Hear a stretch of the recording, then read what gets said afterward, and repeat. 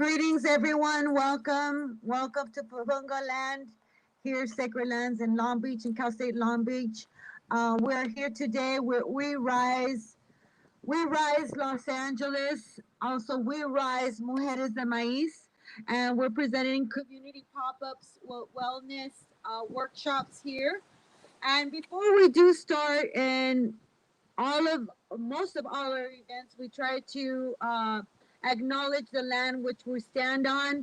For those of you that are out there in via internet and cyber world, acknowledge the land that you're standing on and let us know where you're tuning in from as well. So before we move further, I'd like to introduce you an elder, Adelia Sandoval from the Hashiman nation here from California. Thank you.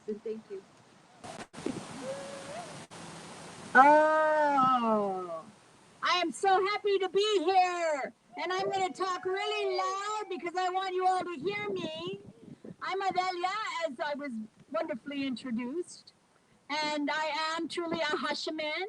So I am standing on this beautiful land of my relatives, my cousins, the Tongva people, the beautiful Tongva people. And also my ancestors and their ancestors played together here on this beautiful place because this was a giant village. And everyone did many things here. There was so much going on. I mean, they partied all the time. I need you to know that because, you know, we're having fun here as well. So, but I'm going to start out with a blessing song because that's what we do, but also because, you know, we are not only standing here, but we are honoring the people that lived here before all of us even showed up. We weren't even a dream in anyone's eye. We were like, wait, because that thousands of years ago, the people who walked this land in a beautiful, gentle way. So I am going to honor them by singing this song, honoring the sacred directions of which the wind is already here, but we're just going to honor them now.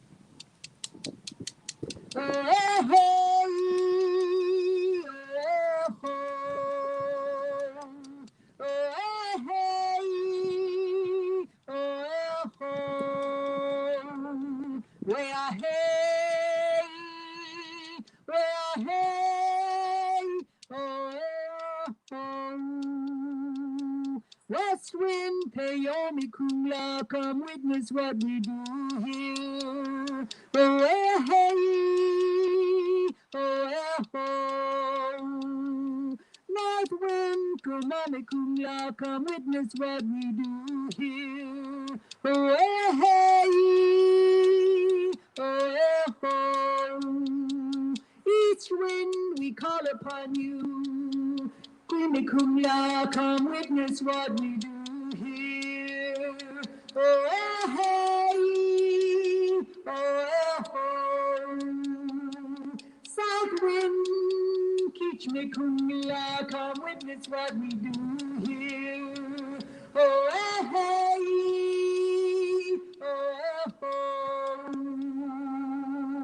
Tupana, oh sky, look down upon us and witness what we do here. Oh, hey,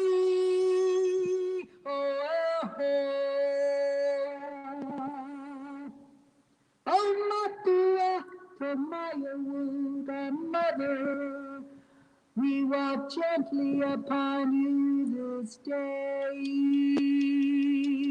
Ha! Ho, ho. Thank you. You know, I start with the west wind, and I want you to understand that because there are so many people from many nations that are here in Long Beach. And I want you to know the reason why I call the west wind first is because it is the wind of our homeland. Because we are people of the West, you know, the people inland called us the Kalokomaika'imakalanimai, which means those people over there from the West. And so we always we honor our wind of our homeland. So like people from the North, they would go, you know, they would honor the North first. So that's kind of the example I want to give. And the other thing is that our Our sacred resting grounds are in the heavens. They're in the stars. There is a beautiful place in the center of the Milky Way galaxy of which we are in, because we are Earthlings, I think. There might be some aliens here. Oh, I think I see a few. You know, we come from different star places, and it's Wanahut. It's the most beautiful place, and our ancestors go there to rest. After they've been walking around on the earth for so long, they get tired, and it's time for them to go. So they take this beautiful path. It's called the Ribbon of Stars, and it's Piwichohuta in our language. It's a sacred thing.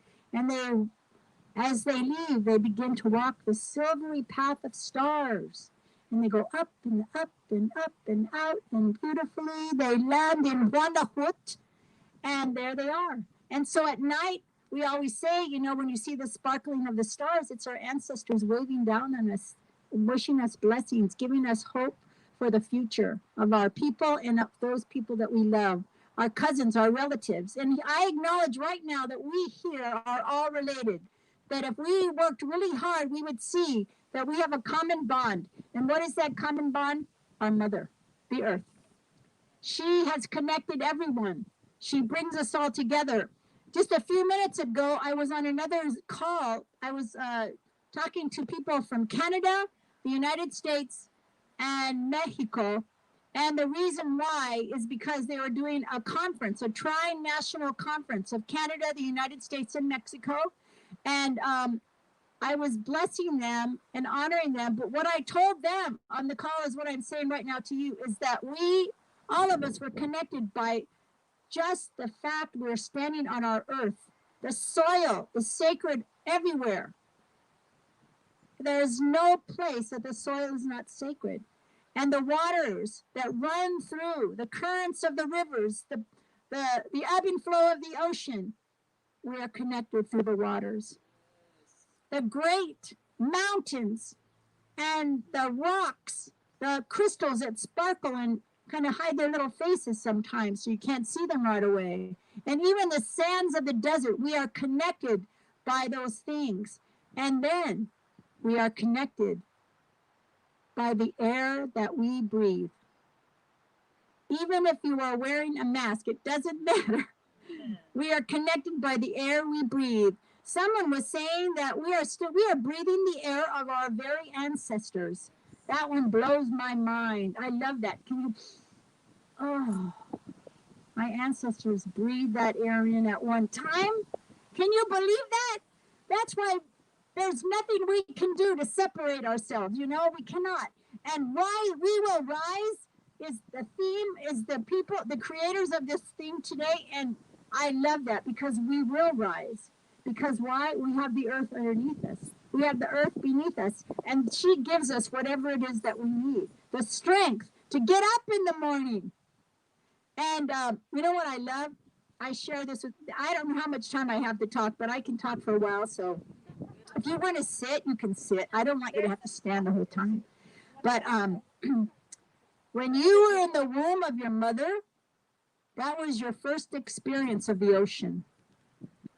The salt water of the womb of your mother. You were in there, a little baby. You were swimming around in your mommy's womb. Wasn't that the most funnest thing? If you can go back and try to remember that warm, cozy place. And then somebody came along and said, come on, it's time to go. Some of you said, no, it's not time to go. It's not. I want to stay in here. I want to stay in here. That was me. I didn't want to go out. So they had to, you know, kind of go, ee, ee, ee, ee. And then they opened up the flap and they go, come on out. That was me. Oh, to this day, I don't like covers pulled off me. No, don't pull off covers off me.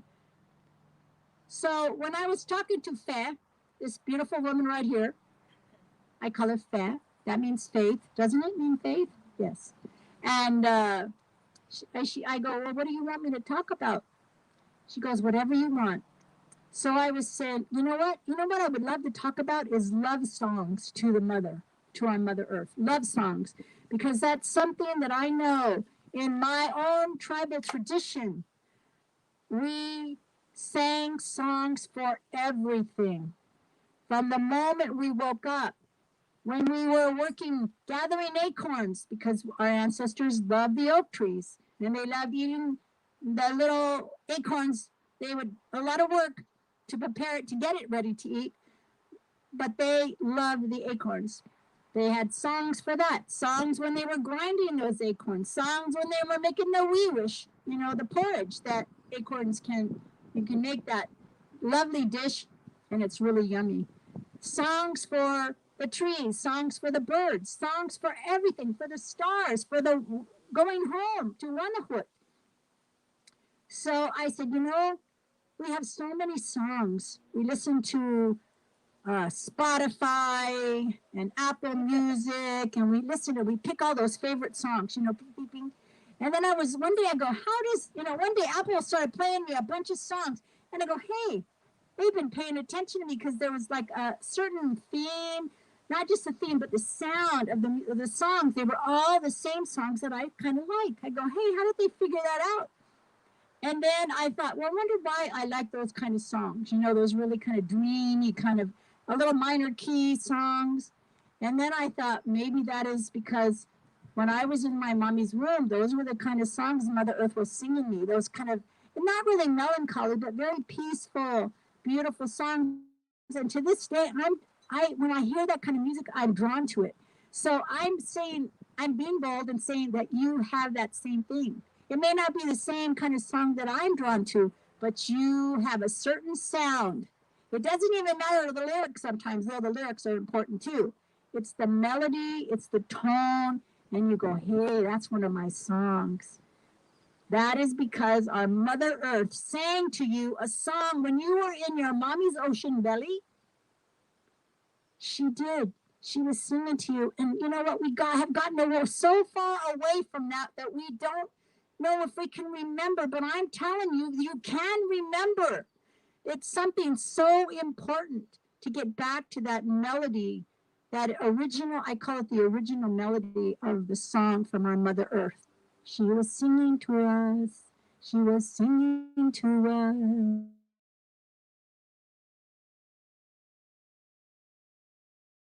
We need her. Oh my gosh, how we need our Earth. In the old ancient way of our people, we didn't have big sweat lodges, like some people have, or even what we did, and we're bringing this back. It's something very important. We made holes in the earth for people to lay in the earth, to lay inside the dirt. And we covered them like with an arch, and then we put a blanket or something or a hide over that. And then we put in the rocks somewhere, either the feet or at the head, the hot rocks, and then we pour the water, but only for that one person.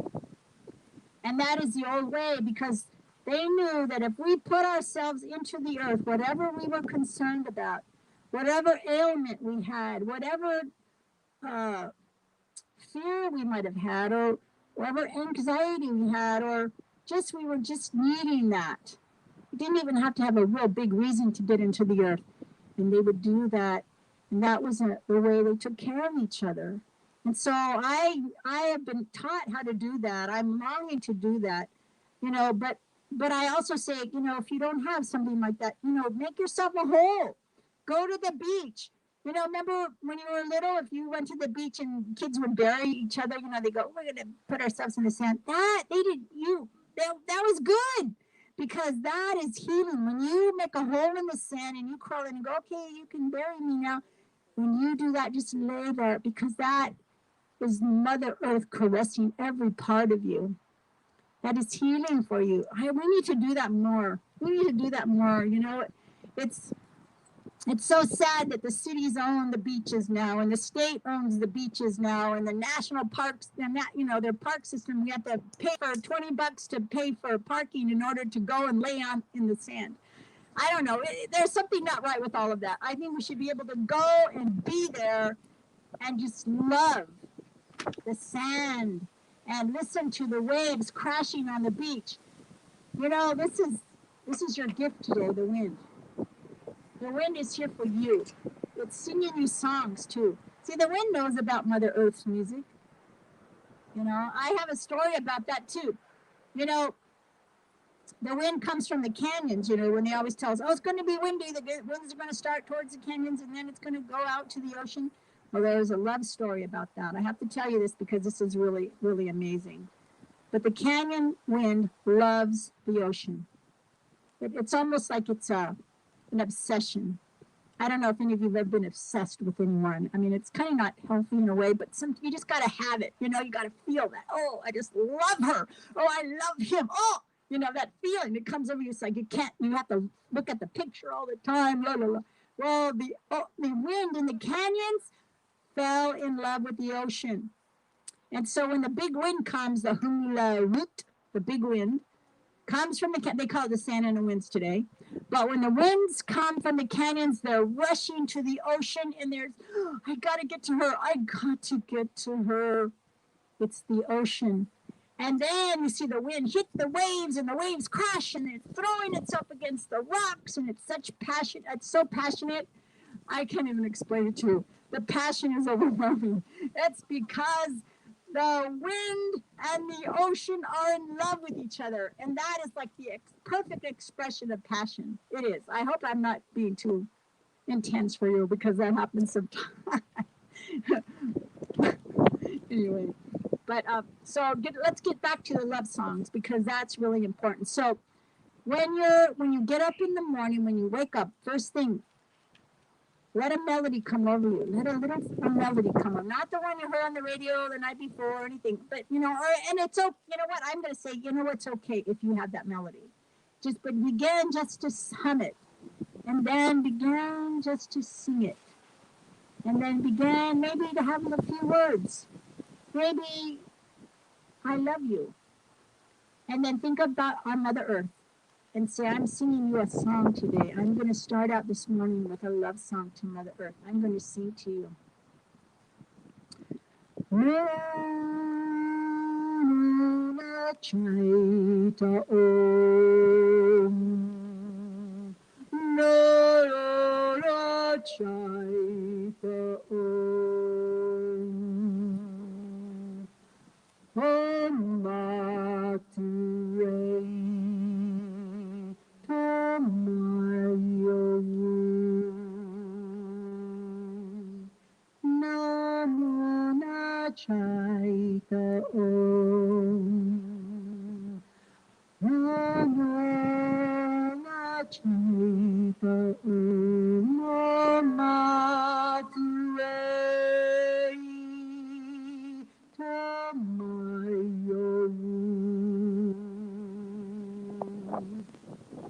So in the Hashian language, my language, it's I love you, Mother Earth.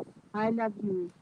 Well, Matawe is a spiritual name for her, and Tamayarut is the everyday language word for her. I have to call her by both names. So it's just a simple line, but it's a melody that comes forth from me. And so this is what I encourage you to begin your day singing a little song to our Mother Earth. And then also, you can ask her to remember Mother Earth, remember when I was in my mommy's belly, when I was in her little ocean of her womb? I know you sang me a song. Can you refresh my memory? Can you bring that song back to me? You know, in bits and pieces maybe, but help me to remember it. And you will remember it. You will. I know you will. And you don't have to share that with anyone if you don't want to, because it's a personal thing. It's very private, you know, that song. But if there's someone in your life you want to share it with, you can.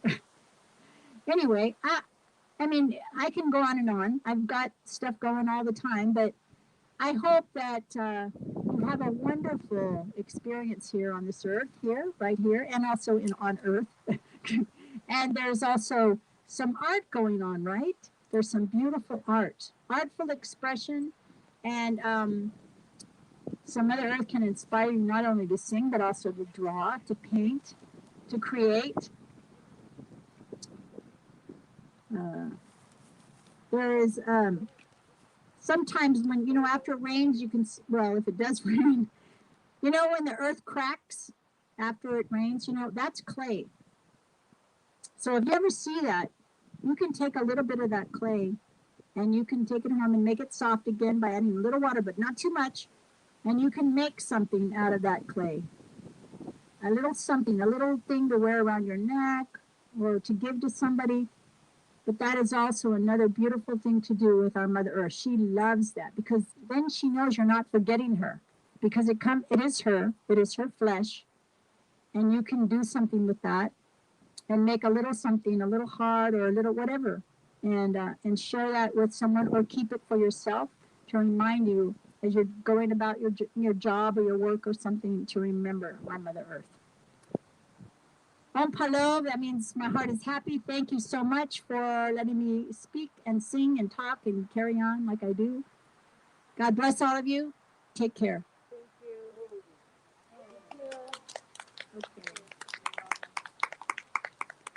Thank you so much for blessing us with the song and words and oral tradition that we normally don't get in books. You know, you can't find this in books. So coming into community like this is very important for us, and for those of you that are out there listening, this is also for you as well.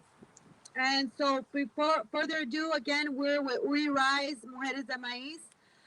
This community pop-up event is sponsored by the Los Angeles County Mental Health Department. We have a good lineup today of great facilitators, artists that I'm going to introduce you to in just about 30 seconds.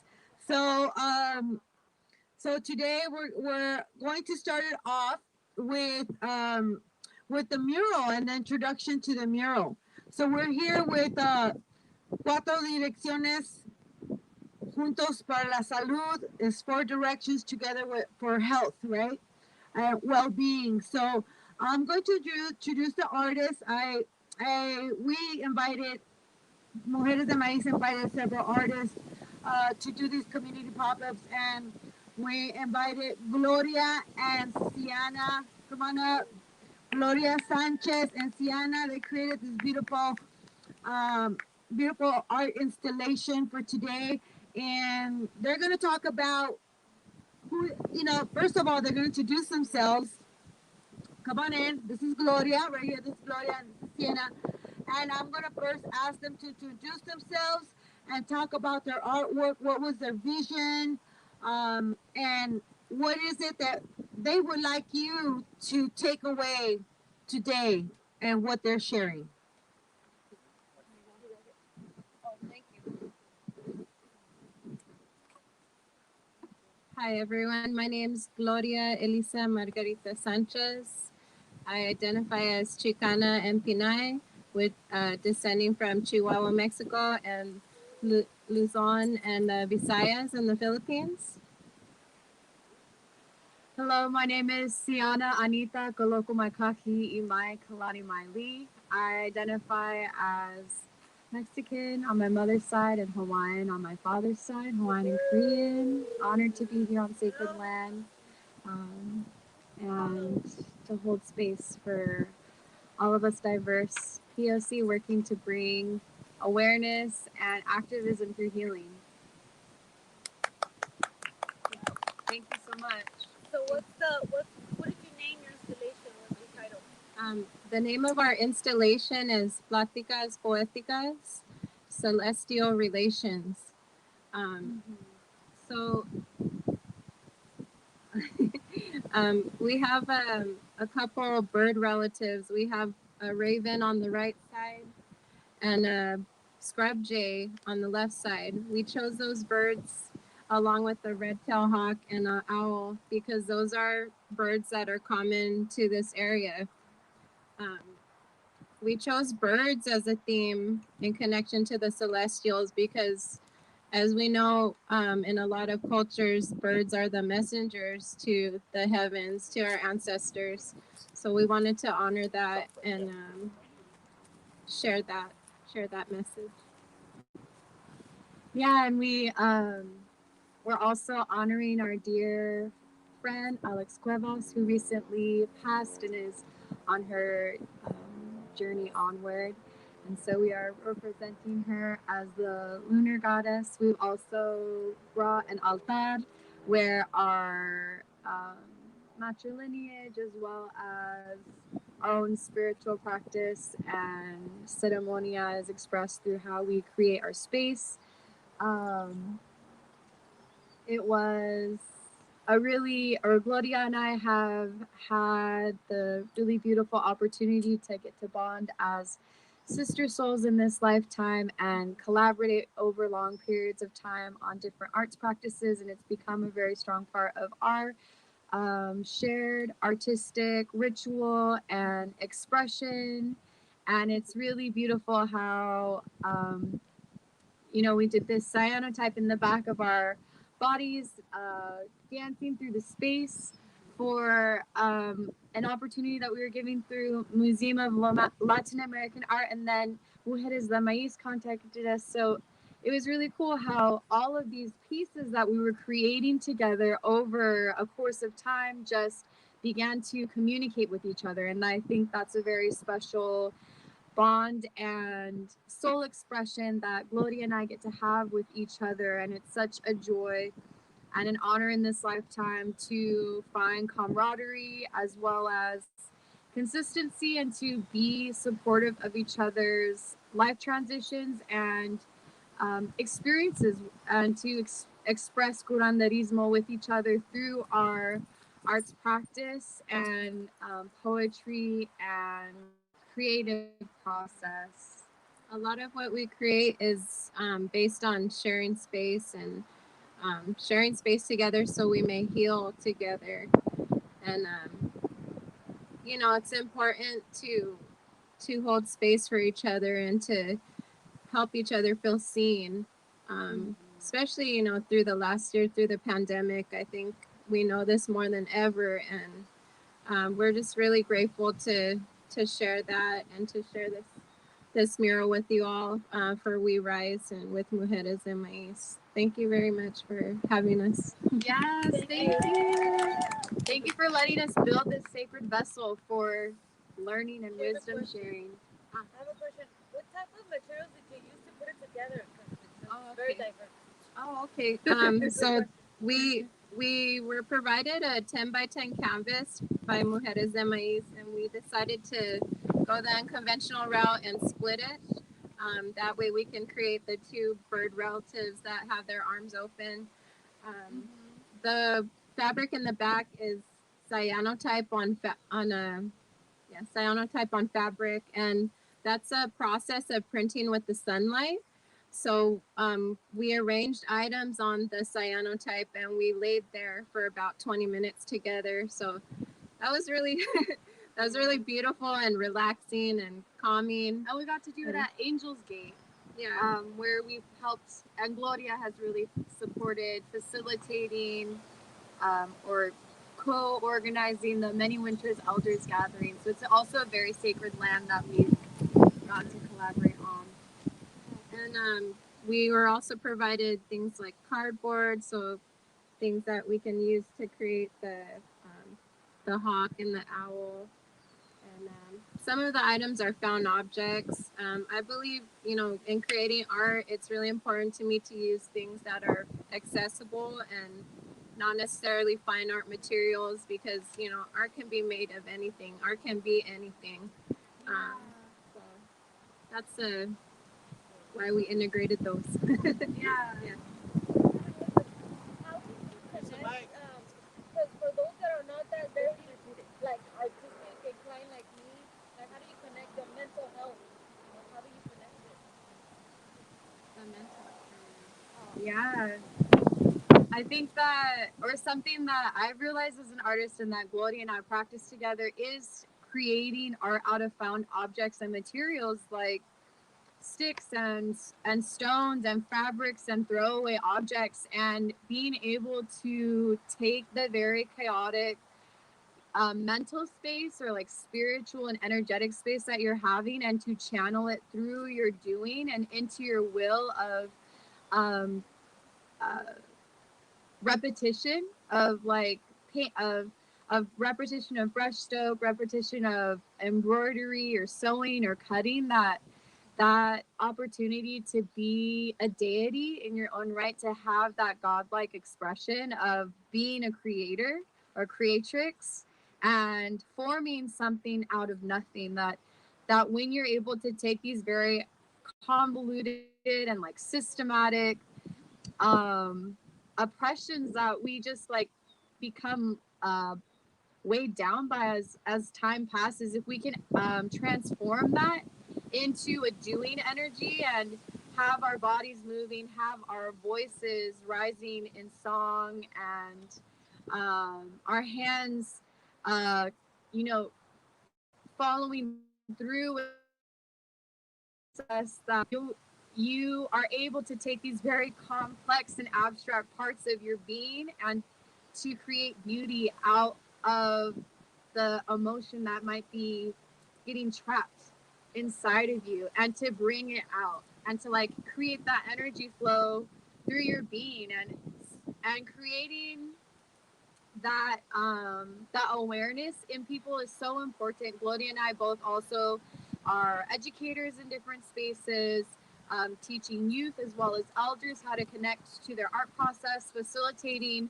public arts projects, because so much of the educational industrial complex trains us to be very competitive and self criticizing of anything that we do, and that in actuality to create is to be human and to arrange and to layer.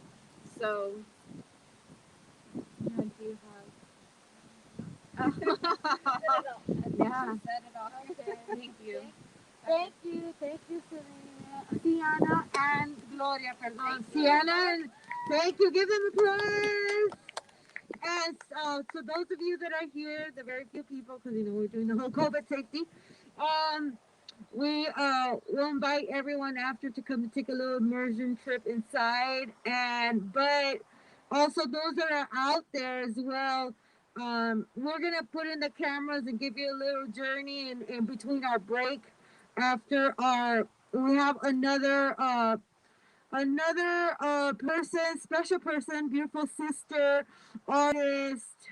Um, there's so much I could say about her, but what I'm going to do is introduce her because she's the expert here today. I mean, she's Celina Jacques, and Celina Jacques, LMFT art therapist, and she's going to come up here and speak a little bit about how art and mental wellness can be a good thing for us as a people of society, and also connecting it back to our ancestors, as well as giving us a little art tool, a little encouragement.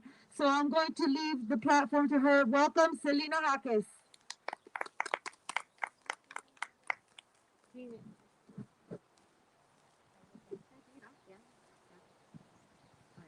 Hi. Oh. All right. So yeah, my name is Celina Jacques. I'm a licensed marriage and family therapist. There, can you hear me now? Yes. All right. My name is Celina Jacques. I'm a licensed marriage and family therapist and a board certified art therapist. So what that means is that I have a master's degree in how to use art for mental health. So I'm here to share with you a little bit more about that. I am, like I think most artists, just a natural artist. Just start walking and talking, you start making art, right? So I think like that, if anyone's an artist or has ever made anything before that's creative, you know there's inherently a healing power. The wind agrees. So I think one of the really great things about We Rise is acknowledging how much healing happens in community and how much healing happens when we're not necessarily in, you know, the lovely artists from before were talking about the educational and like all this, the industrial complexes and all these things. That's not the only place that healing can happen. And I think when we think of mental health, we think of like either like mental hospitals or being in like some kind of like, I mean, I'm a therapist, but like in therapy, right? And there's a big stigma around that, like there's something wrong with you or you need help.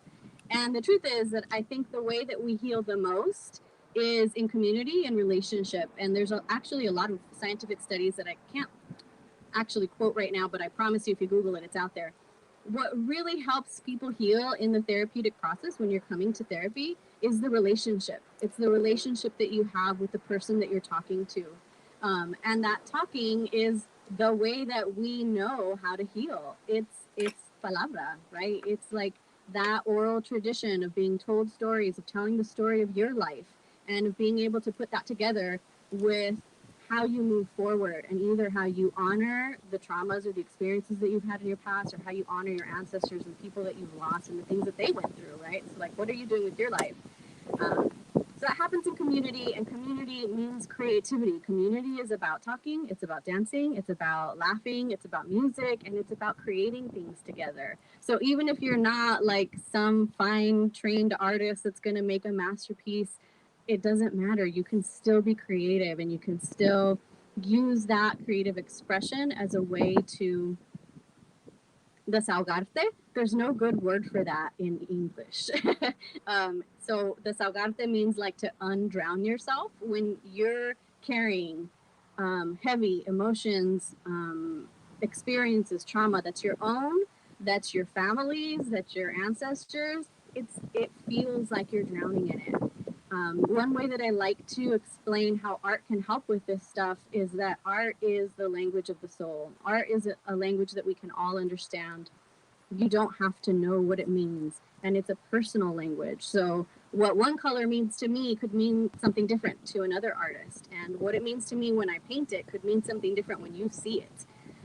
So art carries that universal language of our souls, the way that we are innately able to express ourselves is through imagery and through creativity, through art. So one easy way to think about that is like I think we've all been in love before and had our heart broken before, right? So like if we went around, we're sort of in a circle, but anyways, if we went around the circle, we could all tell a different story about that, what it felt like for me, what my experience was, both falling in love and getting my heart broken.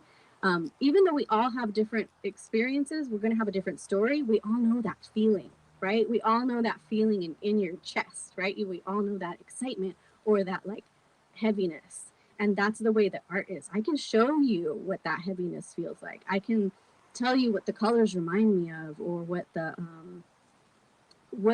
movement feels like, without having to tell you the whole story. I could just say, you know what that feels like? And we're all like, yeah, we know what that feels like.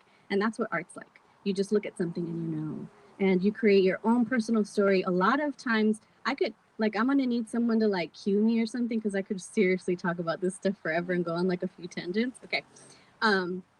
So part of what happens, and we'll get like a little scientific for a second. We all know there's like the left side of your brain and the right side of your brain, and they're like cross-wired.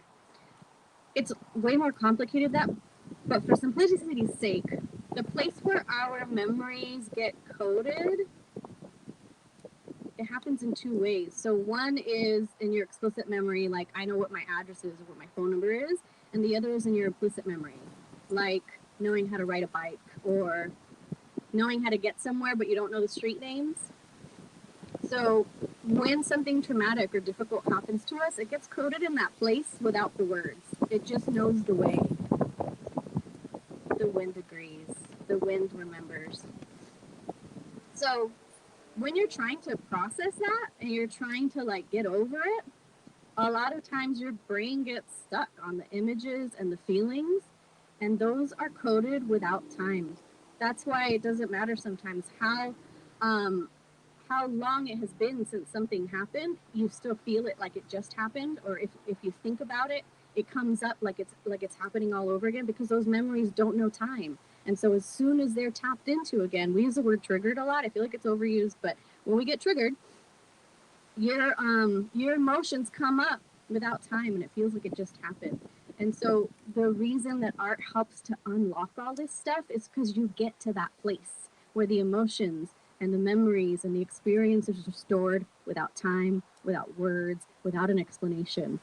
And only, I think, I mean, obviously I'm biased, I'm an art therapist, but I think only art, dance, and creativity can get you there, because there are no words for it. It's beyond words. It's more than that. And that's why art can be so healing. And that's why doing art, like, it was really beautiful hearing your story about like laying there together for 20 minutes, right? Like just like super still. But like there's so many layers of that, right? Like of what comes up when you're just trying to lay still, right? You want to move, you start to think of stuff, you got to itch, like so many things happen. It's like a meditation. And so your body starts to tap into what's stored in there, right? As soon as you're quiet, you start to feel what's stored in there. Another way I like to explain that sometimes is like if you've ever like been running, sorry, the wind is like making my eyes water. I'm not crying, I promise. Well, even if I was crying, it'd be fine. But if you like ever played a sport or been running, I'm not a very sporty person, but I sort of run sometimes. And you're like in a flow and you're going and you hurt yourself, you don't really notice. You push right past it, you keep going. The moment that you stop, all of a sudden you can feel the throbbing pain. That's what our emotions are like. And that's what our trauma is like. So a lot of times we keep moving, so we don't have to deal with the pain. And then the moment that we stop, it throbs. We can feel it again. So it's really beautiful to have a meditation practice or an art practice where you get to just be and notice what comes up in your body. And noticing what comes up in your body can then translate to an expression of it. And that could be a song. It could be just a sound. There's this really cool type of therapy that's just sound therapy. And it's like really weird and really amazing. But it's like those primal sounds, right? A big sigh or a loud cry. Like that stuff can come forward when you have community with you to witness that. You know, we were talking about like an individual sweat lodge earlier. I don't know if you guys caught that, but it was really cool. Like those are the things that come up in community, where it being able to be witnessed and to be understood, and then to be able to express it. And so many ways of healing in our ancestral practices are all about ceremony. It's all about community, song, dancing, movement, and expression. So I think that's why art can heal in a different way than just like your traditional, what you think about when you think about mental health and you think about healing.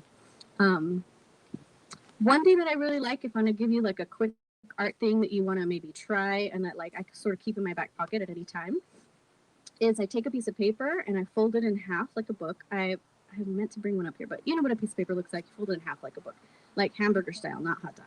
And that's how the kids say it now, right? Like, so it looks like a book. And on one side, using only lines, shapes, and colors, make an expression of something that's encouraging for you today, right now. So what I mean by that is choose a color that feels like it expresses or like represents that experience, not like the thing. This isn't like drawing a little comic or like using emojis. It's about being expressive. So think of like abstract art. Use lines, shapes, and colors to show what that encouraging thing feels like. And then on the other side, you're going to use the same thing, lines, shapes, and colors, to show something that is challenging for you right now. It could be something you've been working with for a long time. It could just be an annoyance that came up during the day. It doesn't really matter what it is. It's giving you that break that I was just talking about to like sit with yourself, sit with your body, see what comes up, and then give it a form of expression. And the idea of using not just colors but also lines is that lines show movement.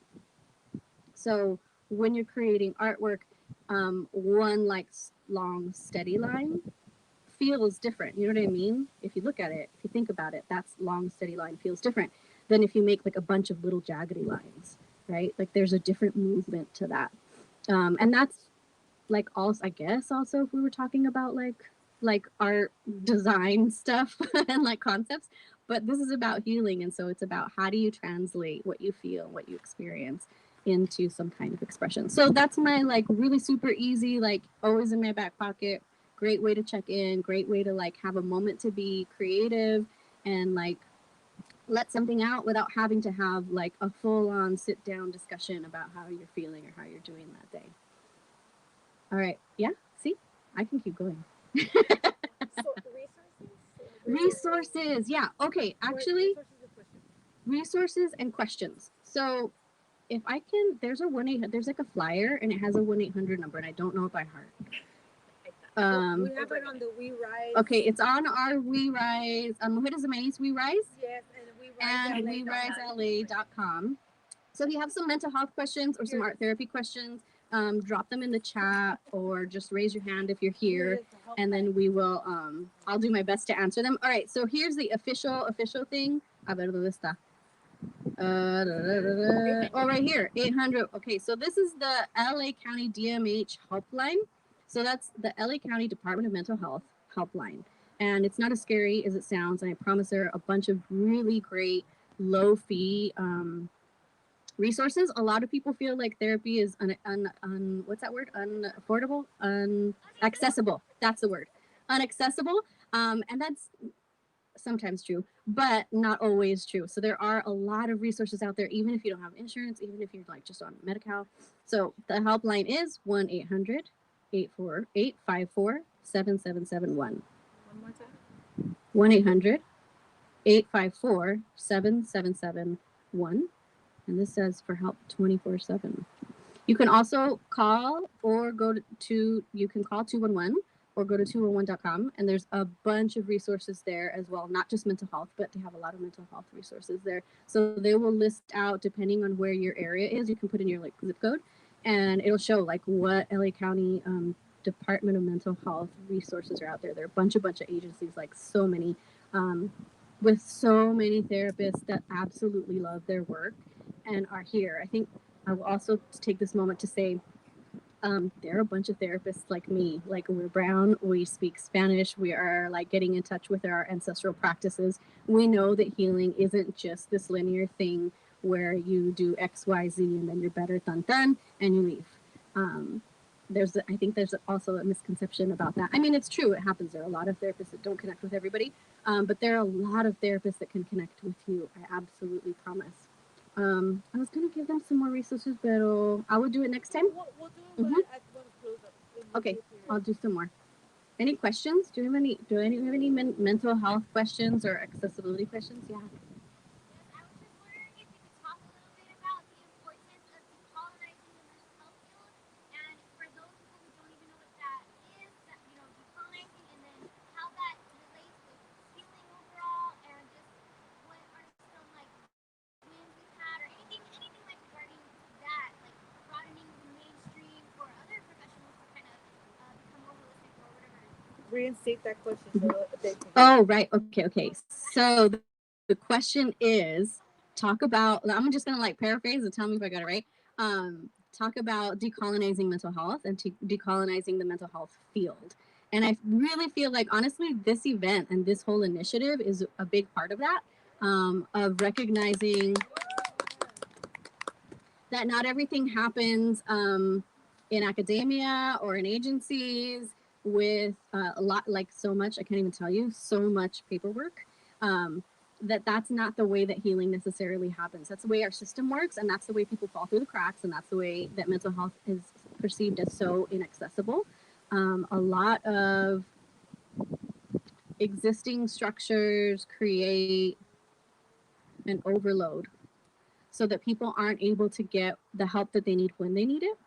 And I think that I'm really excited to be part of this We Rise initiative, because it is all about acknowledging that healing happens in so many other ways, that healing is in our communities, and recognizing that artists are already doing healing work in our communities. That was a really important part, I think, of this initiative, to recognize there are already people out there doing the work. We're doing the work. We don't necessarily like work in the places or have like official paperwork saying that we're doing healing work, but we know we're doing it. And so this acknowledgement of even saying like, hey, are there artists already doing healing work, I think is a big step in decolonizing mental health. The other thing about decolonizing mental health, I think, is a little bit about what I touched on for a sec, is that there's this idea that you're going to get put in a box, you're going to get a diagnosis, and then there's only like 3 ways to treat it, and you have to get on medication. Decolonizing mental health is acknowledging that there's so much more to healing than that, and that it's not about the codes and the numbers that you get and the diagnosis and all that kind of stuff. It's about remembering what your medicine is as an individual person, but then also as a people. remembering what our medicine is. And I'm gonna like keep going back to like, that is story, that is community, that is creative expression, that is acknowledging that we are, I don't know if everyone's gonna agree with this, but I agree with myself, that we are not just living our own life for ourselves, but we are, especially like in Latinidad, like we're living our lives for our families, for our ancestors, for our grandparents, for the land. Like there's been so much talk about that, and I think those are all ways of decolonizing mental health, to acknowledge that medicine isn't just like pharmaceutical medicine and based on like an official diagnosis.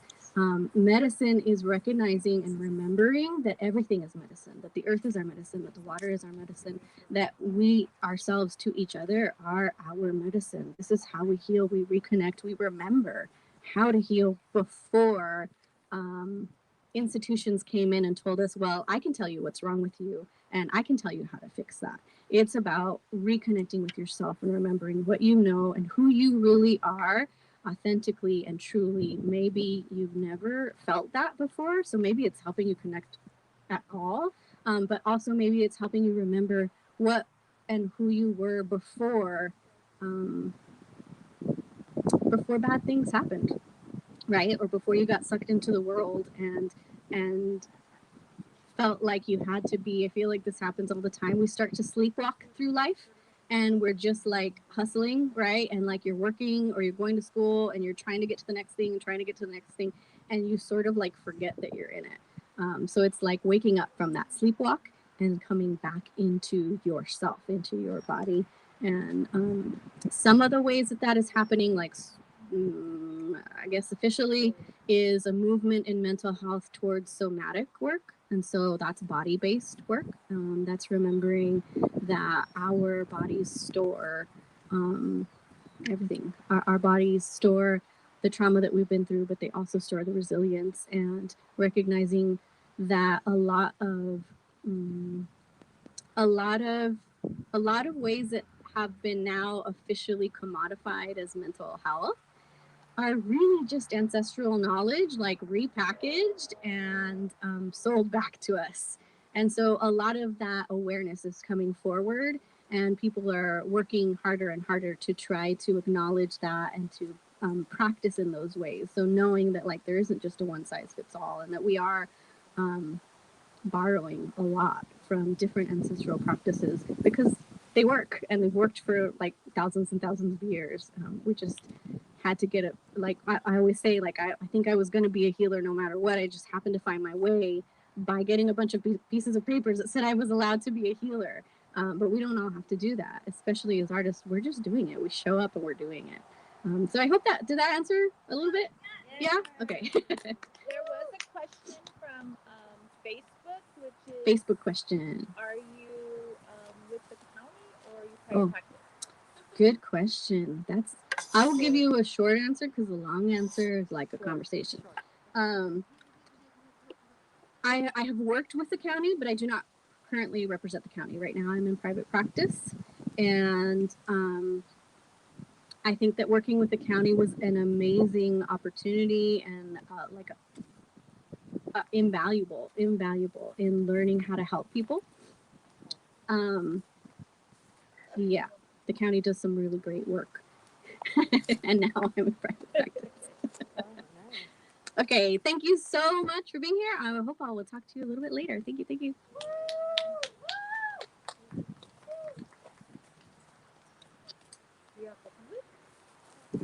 Hi, everyone.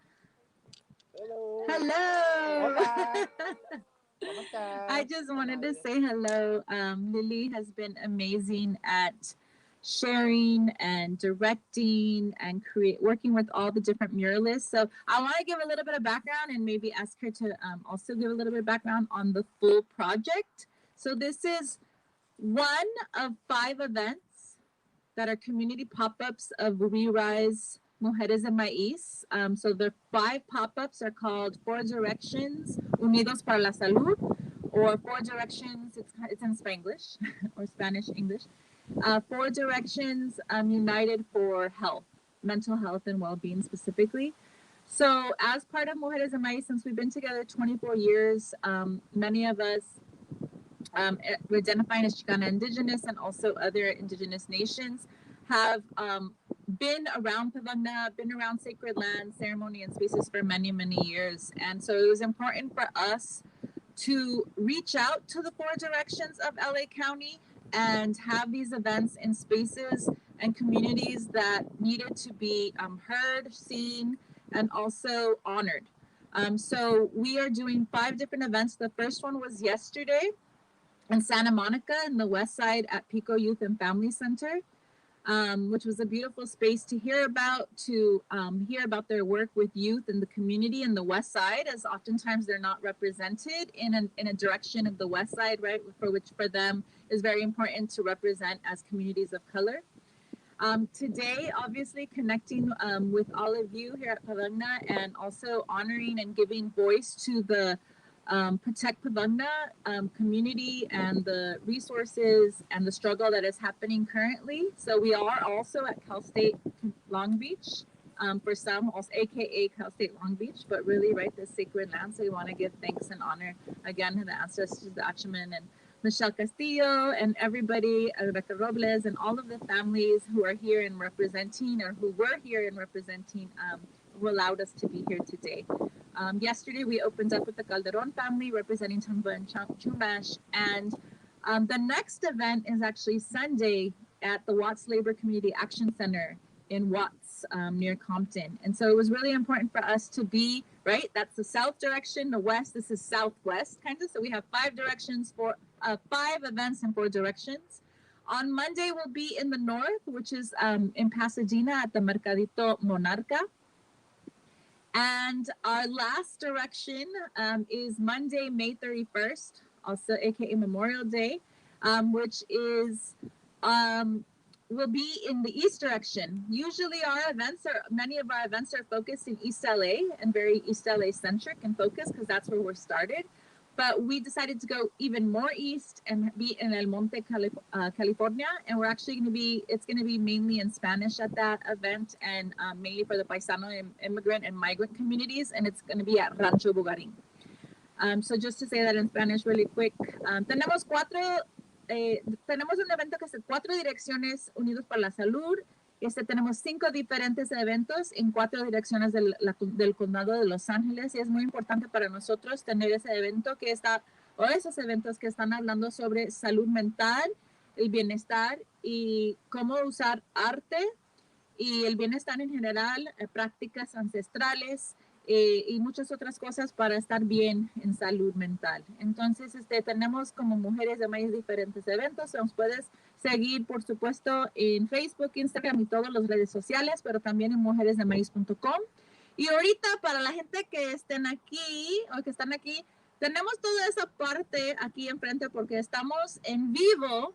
Si quieren compartir en sus redes, estamos en vivo en Facebook, en Instagram, in Periscope, in YouTube.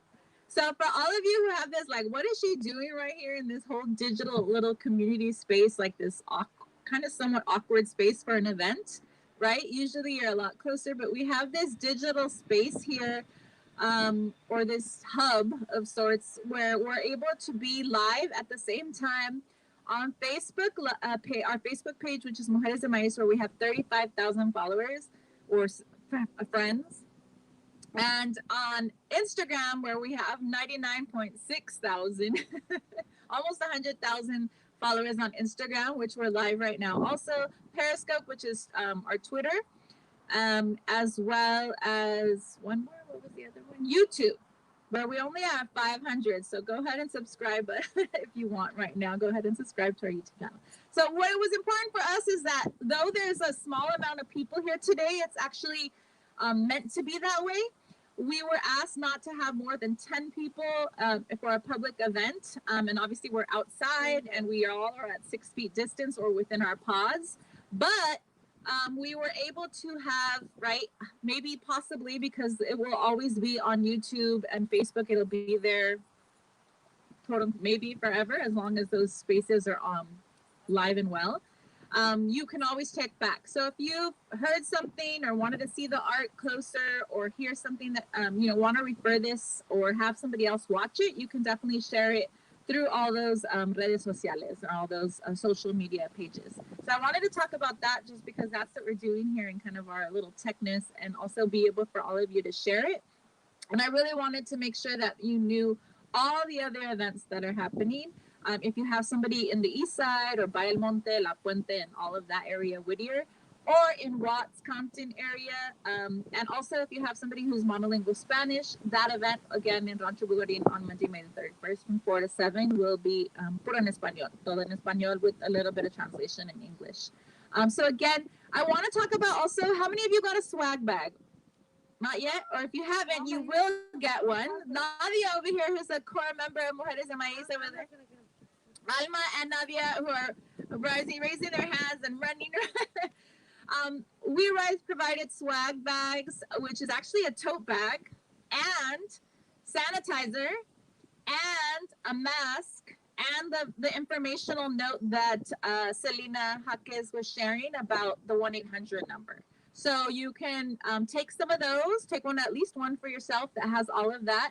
And you can, of course, it's a handy dandy sanitizer. I just want to make sure, you know, I thought that was pretty cool to have all that because it's important. So the swag bag from We Rise, LA County Department of Mental Health for supporting us and all the digital work that we've been doing.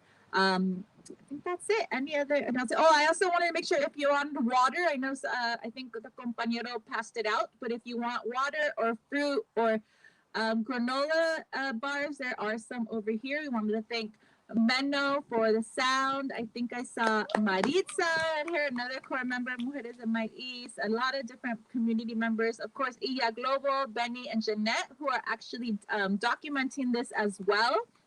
They're creating a compilation of the different 5 events at the end, I believe. And so we're excited to see that also. So thank you to them and to, you know, going to all the 5 directions or 4 directions.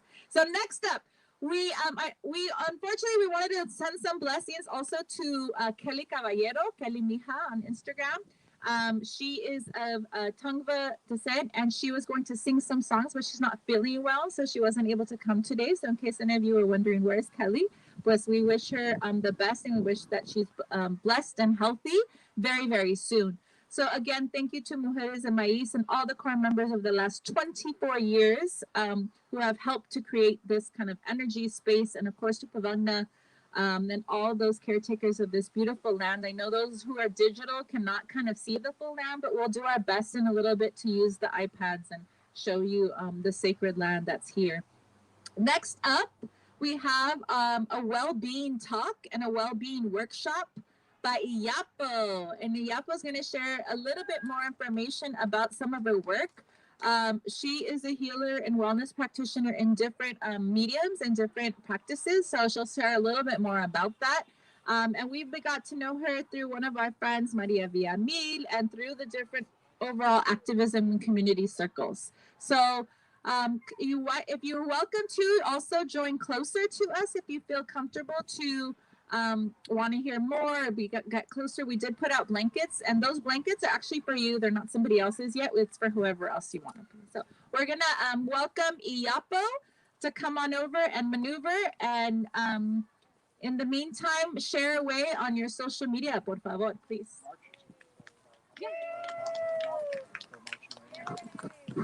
Oh, the march. So just as you know, in the background, come on in. Just as you're coming up, we'll also have some part of what's happening is we're having different community members, and there's a project coming on and a marcha coming on. So we're honoring and supporting also the voicing and the expression of people who are voicing their experiences and expressions. And so hopefully I believe some of them are going to join us in a bit. And so we want to honor that also. Iyapo, let's give a big round of applause for Iyapo.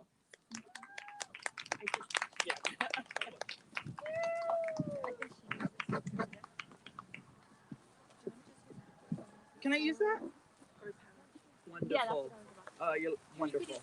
Yeah, just right beside me. Yeah. Great.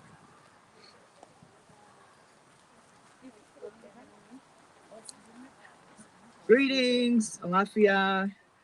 I want to thank everyone for being here, those that are tuning online and those that have joined us out here on this beautiful day.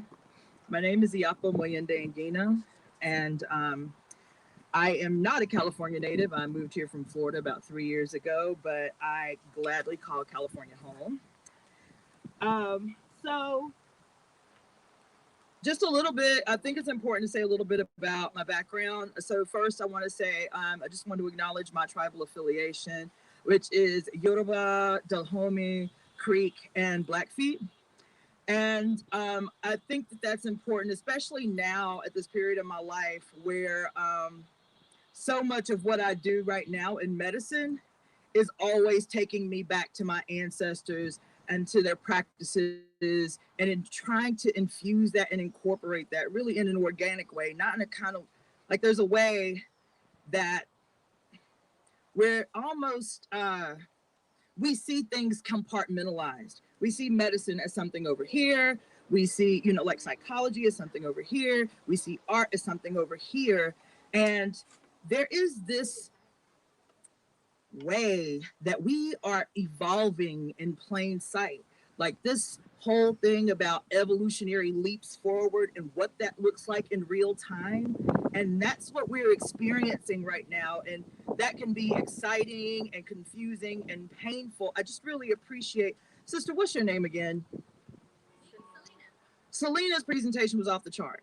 I just appreciate it so much because that is like the demystifying of healing, right? Is to see that there weren't these compartments in our ancestral traditions and our ancestral magic and our ancestral political life. It was all an organic whole that flowed in and out of each other, right? And that's what we're trying to do now in these different ways. So I just wanted to preface by saying that. So my, you know, kind of collegiate background, if you will, is my undergraduate. I have an undergraduate in alternative medicine.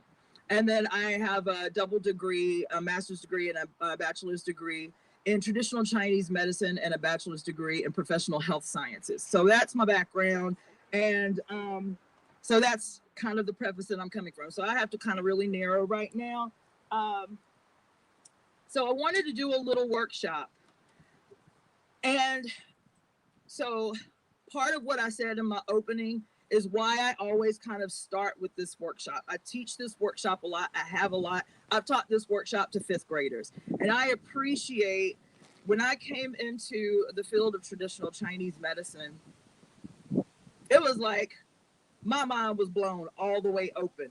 But I will preface that by saying not everybody goes into these institutions, these colleges with a revolutionary spirit. Okay? So how you go into these institutions will determine what you get out of it. And I think that's so important. When I was going to school, I was in a revolutionary organization, and I just remember going into these programs being all naive. Everybody wanted to be in alternative medicine because they wanted to help people and they wanted to save the world. And I was quickly made to know that it was just another capitalist, you know, piece of the pie that people could get on board with. You have to have a revolutionary spirit going into these institutions if you are genuine about wanting to help transform people's lives.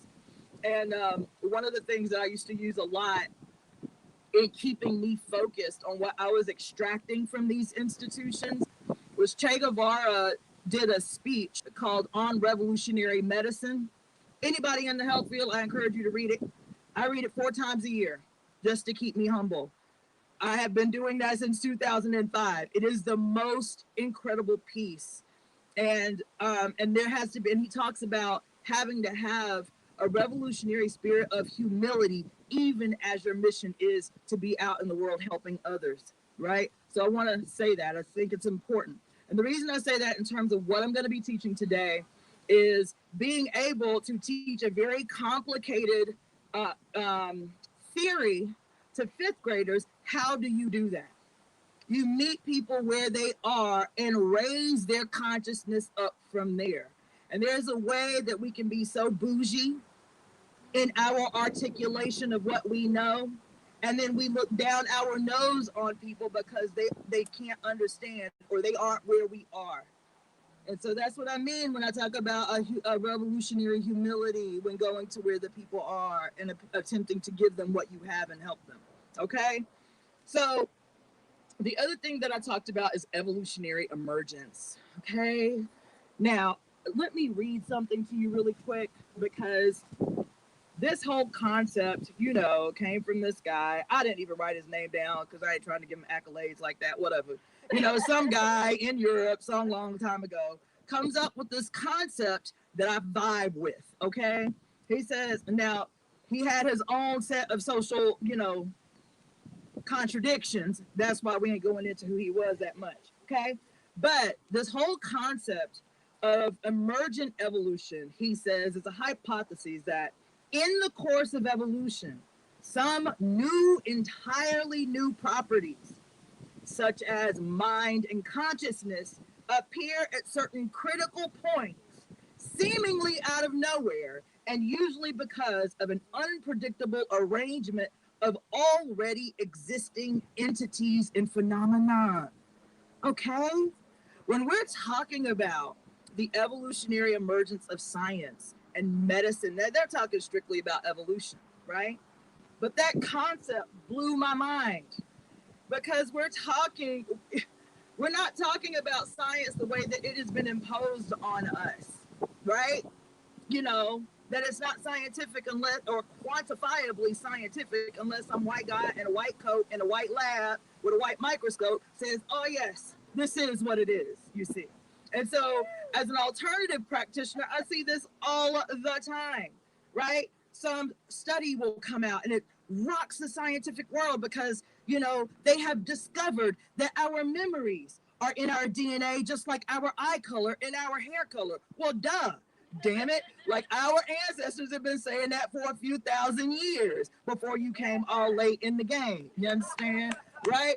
Or we say, you know, what's the two guys? I think it's what's this guy? I think it's Pitts and Lee who discovered the double helix, the DNA in the 1960s. False. They're all over the walls of my ancestors in Kemet, everywhere. You understand? They're all over Europe. They're, you know, the more earthbound Europes, you know, the goddess worshiping Europeans, you understand? It's all over the ancient monuments in South America, in North America, and in Asia. But y'all all late in the game, y'all get the credit because, you know, y'all came along in the 1960s and said, oh, look, the double helix. Get out of here. Anyway, so I'm not going on a diatribe. I want y'all to walk with me for a minute, okay?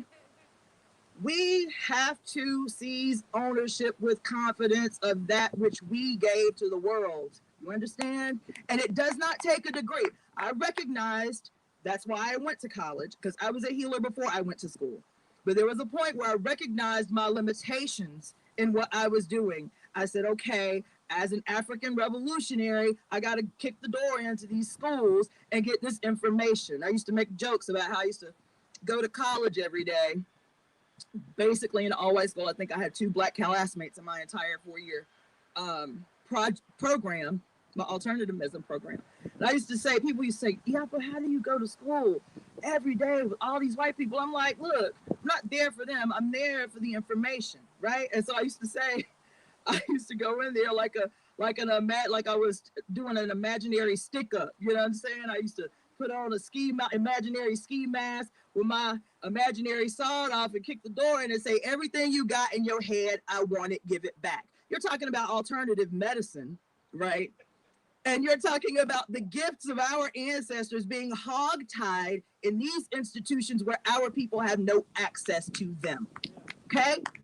My indigenous herbs and rituals class was taught by a white woman who called herself a shaman, is what I'm saying. My African holistic health class was taught by a white guy, you see. So I said, okay, well, these are the dues that I have to pay to get these skills and make them available to our folks. But I want to say again, I do not believe that in order to be a valid healer, an effective healer, that you have to be hogtied to these communities. And that's the responsibility of those of us who did suffer through those institutions to transfer those skills when we can. So I'm done with the diatribe. Now let me go through this really quick. So as a part of what I'm working on in terms of this whole evolutionary emergence, is trying to take what I have with a background in Ayurveda and holistic health and traditional Chinese medicine and all of this other stuff, and to make it something that is transformable to people's lives, right? So I am going to do the easiest thing that I could do in the time that I was allotted, talk to you about 5 elements theory, okay? And I think it's really fitting considering that we're talking about the 4 directions and we're out here in all the elements, the water right down the street and the mountains behind us, whatever. So the 5 elements is a system of a system of Chinese medicine. There are different systems of Chinese medicine. 5 elements is one frame of thought, okay? And I want to preface the whole discussion about the 5 elements with this. I don't know if people can really see what's going on here, but this little symbol in the top right corner, most people are familiar with. It is called yin yang, right? The yin and the yang, or yin yang. People call it yin yang, whatever. But this symbol is probably the most oversimplified symbol in culture, right? First of all, we see this symbol this way as 2-dimensional and static. This symbol is 5-dimensional and constantly moving. So if you can imagine this as like a globe, right? And it's constantly moving and it's ebbing and flowing. The black and the white are constantly changing shape to fit what is happening with the other, okay? Now I'm gonna preface 5 elements because this is a whole different workshop, but it's important to preface this workshop with this. The one thing I want you to remember about yin and yang in Chinese theory, everything in the universe, not just on our planet, everything in the universe has both, okay? It is represented in all things. It's everything. It's the source of everything, yin and yang, okay? And so people talk about like some examples, right? If the earth is yin, then the sun is yang, okay? If air is yang, which it is, then water is yin, okay? Now, the reason I mention yin yang prefacing this is because it's going to be important to 5 elements. So some people, we talk about masculine, feminine. Feminine is yin, masculine is yang. However, I have heard some people say, well, you know, yang is man and yin is woman, and it is not. In this theory, yin and yang, or the masculine and feminine represented by this symbol, is mother and son. That is universal harmony or balance between the masculine and feminine, is the relationship between mother and son, okay? It's so important. It's so important. Again, I won't digress, but just remember that. Now, when we're talking about 5 elements, I'm sorry I'm going so fast, but I'm gonna need to. Okay, so when we're talking about 5 elements, we have 2 diagrams here that represent the 5 elements, okay? We have the 5-point star, and then we also have the cardinal diagram at the bottom, okay? So for those that are out here, you have the cardinal directions here as a representation of the 5 elements, and then you have the pentagram or the 5-point star. Both of these symbols drawn like this represent perfect balance or perfect harmony. Now, as a diagnostic tool, which 5 elements is, this symbol is a diagnostic tool, okay? Now, okay, so with the 5 elements, the wind is like next level out here. Hold on just a second. With the 5 elements, so we start at the top, which is the first element is fire, okay? We have the second element, which is earth. We have the third element, which is metal. We have the fourth element, which is water. And we have the last element, which is wood. Now, I drew the water element this way because first, metal is actually considered white. this element is white, and obviously you couldn't see white, so I drew it with the black marker, but I put blue black. Most times the water element is drawn black or blue black, and the reason why is because the water element doesn't represent, like, you know, your glass of water or whatever. Your water element represents the primordial deep. So when you talk, I think it was the elder that talked, I don't even see her here any, okay. Oh yes, okay. So when she talked about the amniotic fluid, or when she talked about the deep of the ocean, this is that water. This is that water that connects all of us to all of our ancestors. It is the water that we all, you know, theoretically climbed up out of as single cell organisms. You understand? Okay. So that's that water that's represented there. And then the wood element. Okay.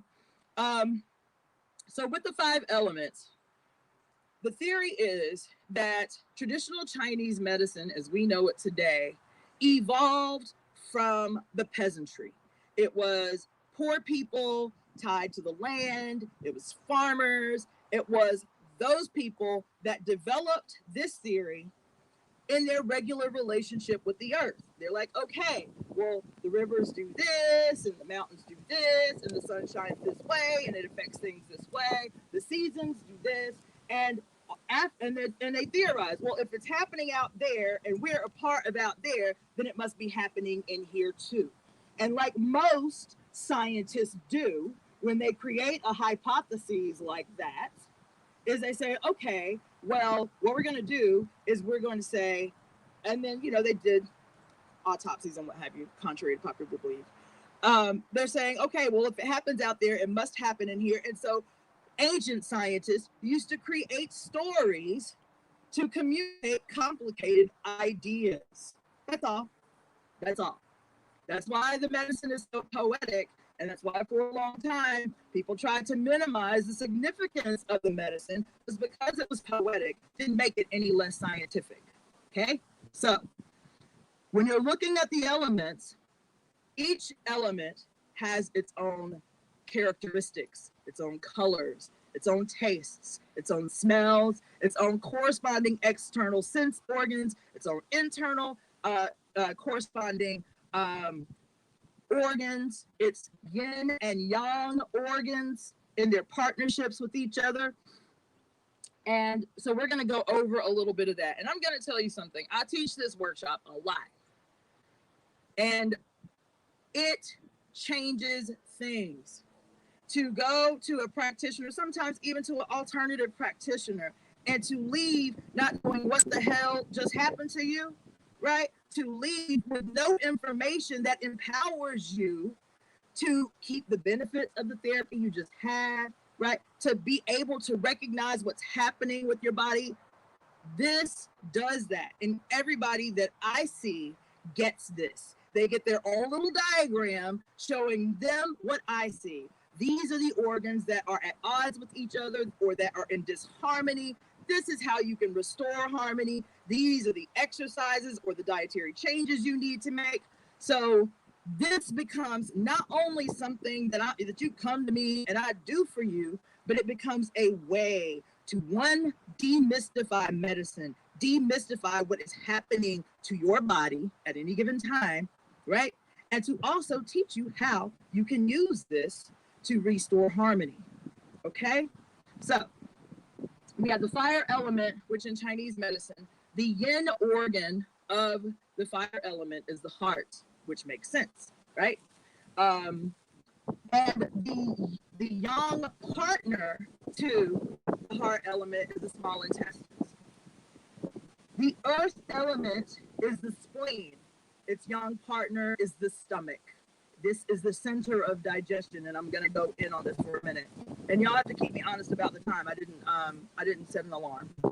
The metal element is the lung, and I want to say something really quick about metal. So metal comes out of the ground, but that's not the only metal that this is referring to, or that the theory refers to. It is also talking about the mineral content of the oil of the earth itself. Right, all of the minerals that we should be getting from our food, but we don't because the earth is depleted, right? All of the minerals that should be in the water, but that typically aren't in bottled waters because they're extracted, right? So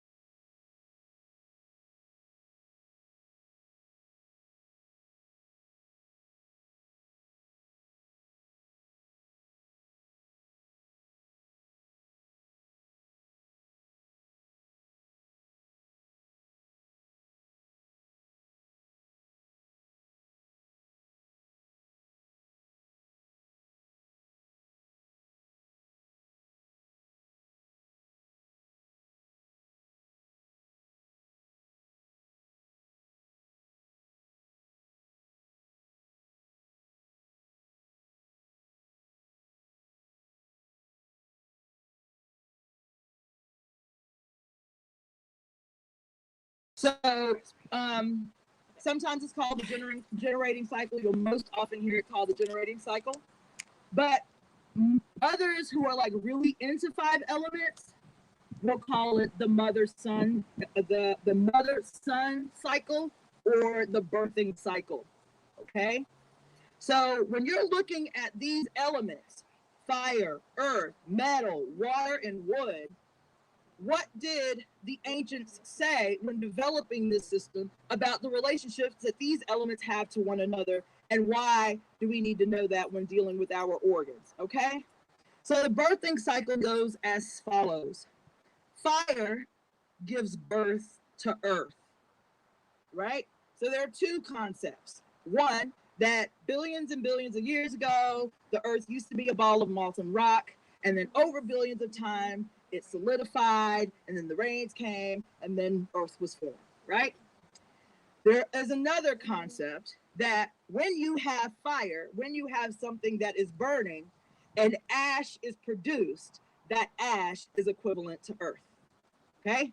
So fire gives birth to earth. Now I want you to keep in mind that each of these are organs as well. Earth gives birth to metal, which we just talked about minimally, right? We did all of our metals up out of the belly of the earth, and also it is referring to the mineral content of the earth. Metal gives birth to water. Now, this one is an interesting one, but if you live on a farm, if you ever, like I was raised partly on a farm, when you're on a farm and you get up in the morning, right, and all your farm tools are like damp, what the ancients believed was that the water came from the metal, right? Was produced by the metal.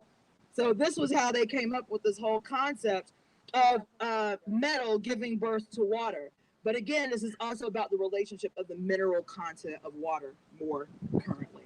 Water gives birth to wood, which is also common sense, right? We need water for trees to grow.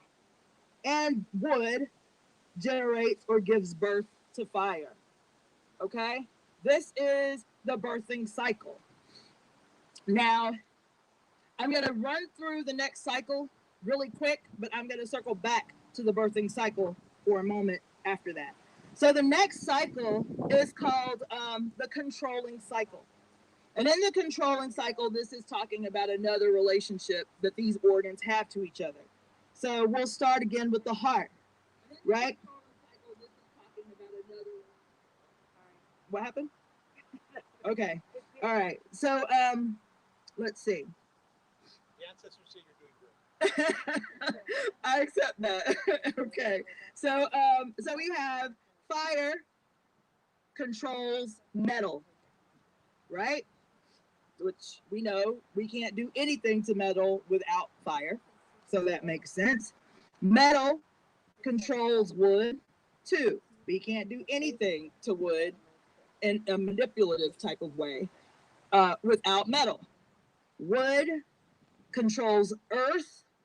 Now, what this is talking about is in places that suffer from it's talking about the relationship from trees to the earth. So in a place where deforestation is happening, what do you have? You have a problem where the earth cannot hold in place. It cannot stay in place. So you have mudslides and things like that, right? So wood controls earth. Earth controls water. Now this is about, this cycle is about like the riverbanks, right? It is the earth that gives shape to and controls the flow of the water, okay?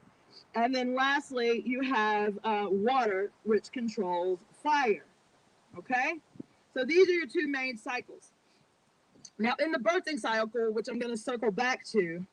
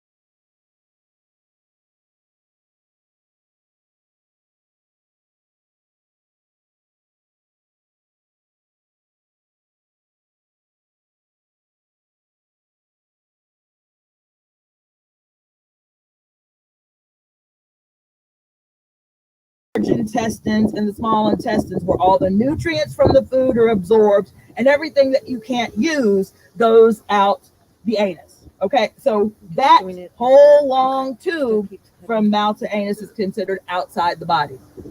So all of those organs that are involved that way are considered outside. So the earth is said to be over or responsible for taking everything that we eat and everything that we drink and taking the chi from that food, right? And transforming it and transporting it to all the other organs so that they can function adequately. Without the spleen doing the job that she is supposed to be doing, everybody else is going to suffer. Okay, that's why in the cardinal aspect of 5 elements, the spleen is placed in the center.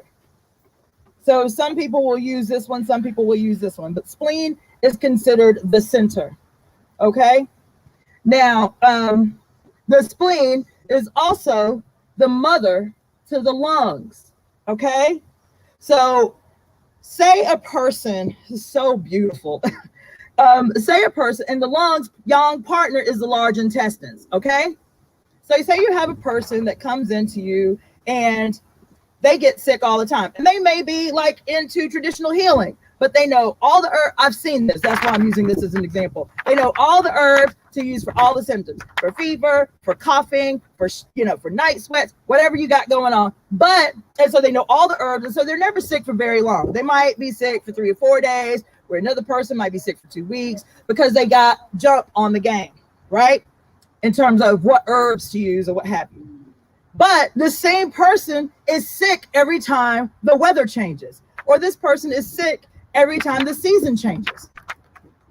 They are treating the herbs like we take Western medicine. They are constantly in a process of treating symptoms because they don't know how to diagnose. Okay. This was the mind blower for me, okay? Like, I called myself a master herbalist before I went to medical school. I knew every herb, every active constituent. My children were my guinea pigs, right? But when I learned the secrets of diagnosing, that is where radical transformation comes, because we can get stuck in a rut of using even our traditional medicine like we get accustomed to this society, right? We take we hear about hawthorn berry can be good for the heart. So we say, okay, I'm gonna take hawthorn berry for the rest of my life. That's not how our ancestors took and used herbs. It's not. Herbs are to be used for a short period of time to restore harmony in an imbalance, and then you do not use them. Okay? So you have this person knows how to use herbs. They got a cabinet full of elderberry. They got, all this great stuff, but they're sick all the time. And they say that they're like, dang, I'm sick all the time.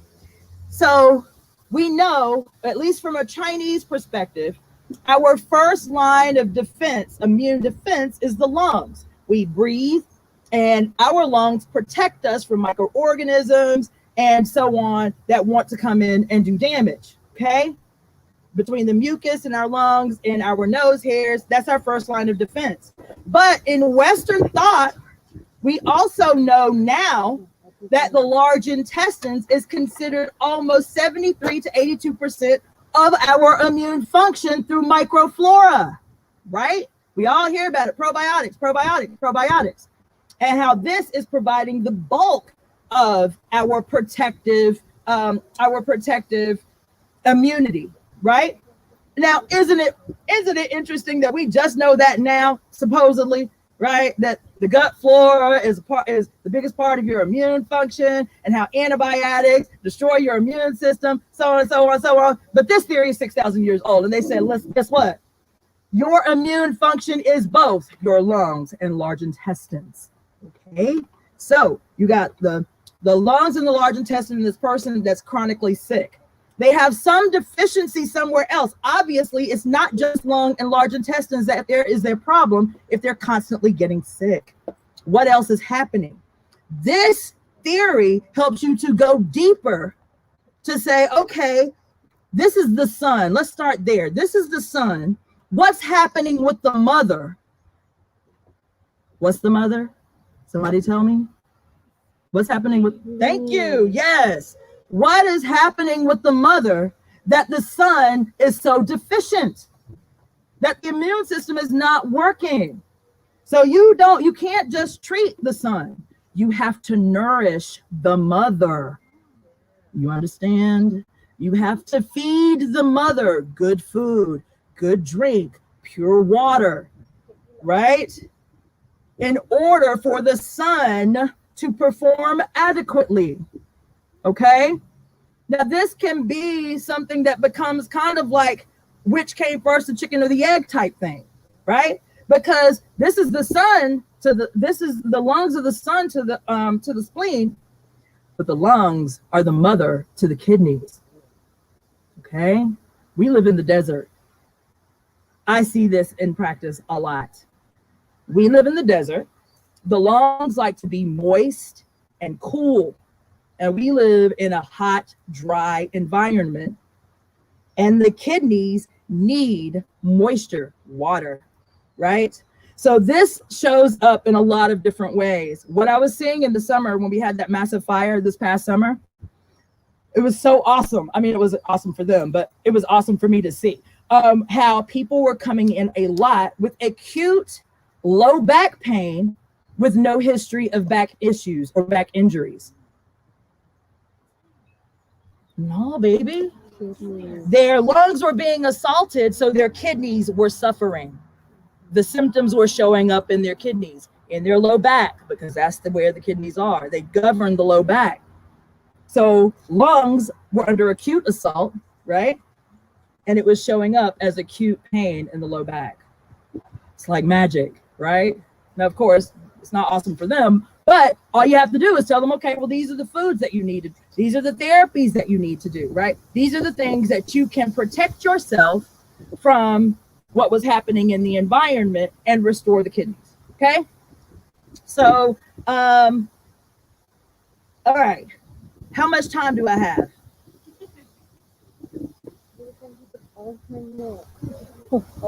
5 minutes, 10 minutes?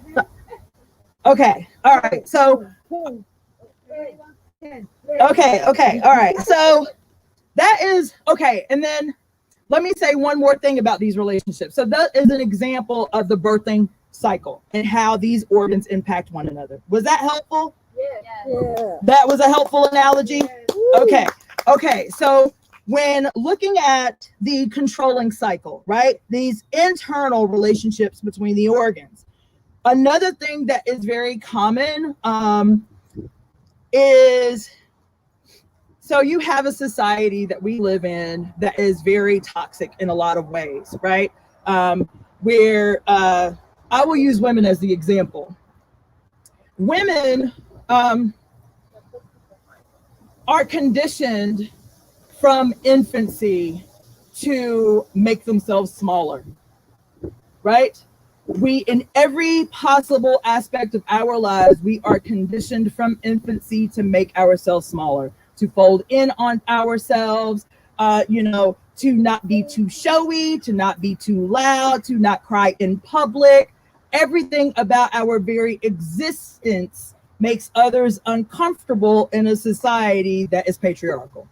So women learn very young to fold in on ourselves to make others comfortable, whether it's our parents, whether it's our friends, whatever, okay?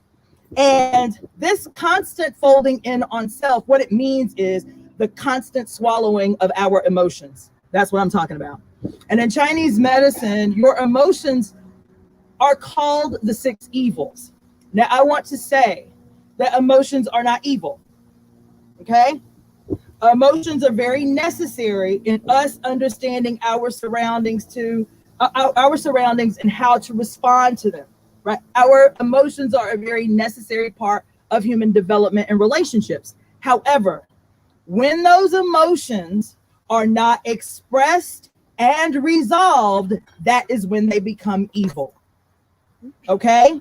Now, I'm saying that because the liver in this society is one of the most afflicted emotions. The emotions that impact the liver or negatively impact the liver when left unresolved or unexpressed is anger, rage, resentment, frustration, jealousy, envy, and depression. Y'all got that?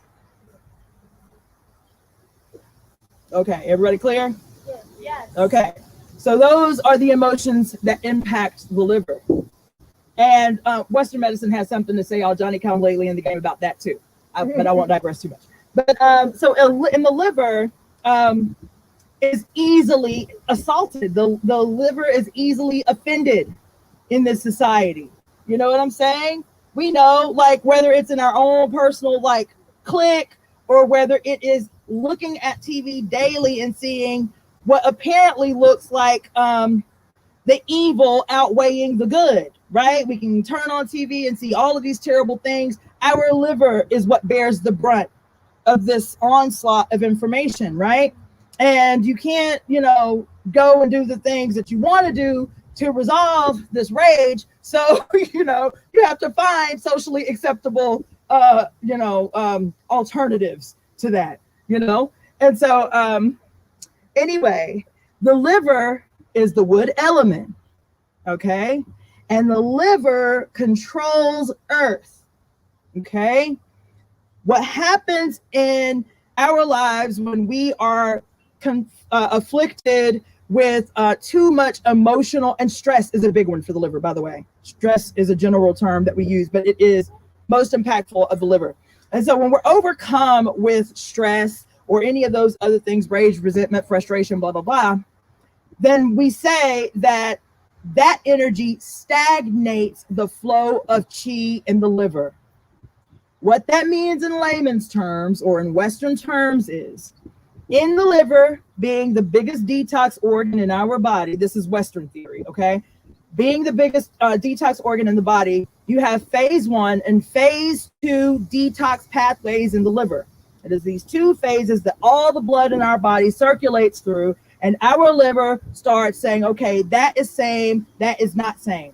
Talking about us. Things that are not same and things that are same. Identifying everything that is in the blood. And things that are not same, the liver says, we have to encapsulate it and protect the body from it until it can pass out as feces. That's the process. Now, phase 1 and phase 2 moves like a well-oiled highway. Everybody's happy, the blood's all flowing, everything's going in perfect order. When you are afflicted with rage, resentment, frustration, depression, whatever, it is said to stagnate the flow of liver chi. What that means, what it can look like, is red eyes, high or low pitched ringing in the ears, headaches on the top of the head or on the temples.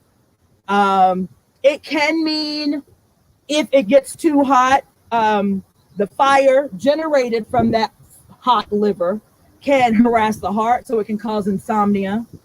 It can cause heart palpitations. So when we say liver chi stagnation and we're looking for symptoms of liver chi stagnation, those are the things that we're looking for.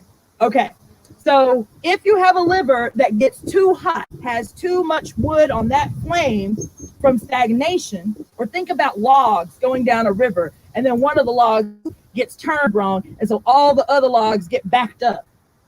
You see, you know what I'm talking about? Anyway, so maybe that was a stretch. But anyway, if the liver gets too stagnated, it can, in its relationship to the spleen, overact on the spleen. This is what we say is over controlling. It can overact on the spleen. The spleen is a nice little calm organ that just is like our mother. She's cool. We run it amok. And she stays cool. She stays calm. And then the liver starts overacting on our poor little calm spleen, who's just trying to do the job, trying to feed everybody, trying to give everybody nourishment, right? What happens when the liver overacts on spleen in a clinical setting is you will have a person that is constantly complaining about acid regurgitation, nausea and vomiting, especially after meals, excessive belching, right? This is where we say the chi is going in the wrong direction, or the chi is being rebellious, right? So that is a very clear understanding of how these organs and these elements impact one another. So liver chi stagnation can cause issues not only with the heart, insomnia, psychological disorders, shortness of breath and heart palpitations, but liver getting too hot can also impact the spleen, causing nausea, vomiting, acid regurgitation, and heartburn, all of those things that so many of us are impacted by. And so we take the little purple pill, or we take Tums like it's going out of style, and we're making the situation worse, not better. That's a whole nother story. So I only have a few minutes left. There was something else really important and totally another workshop, but I want to say about these organs.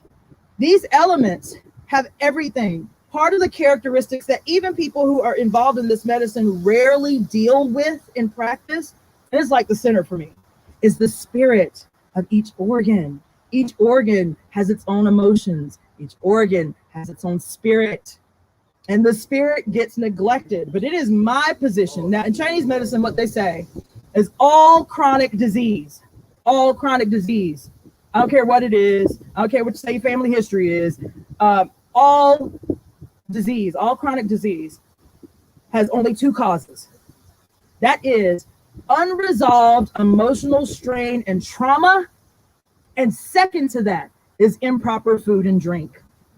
So I've known people, seen people who say, I do all things right. I've been a vegetarian for 20 years. I run 2 miles a day. Why do I have cancer? Right? It is because second is improper food and drink.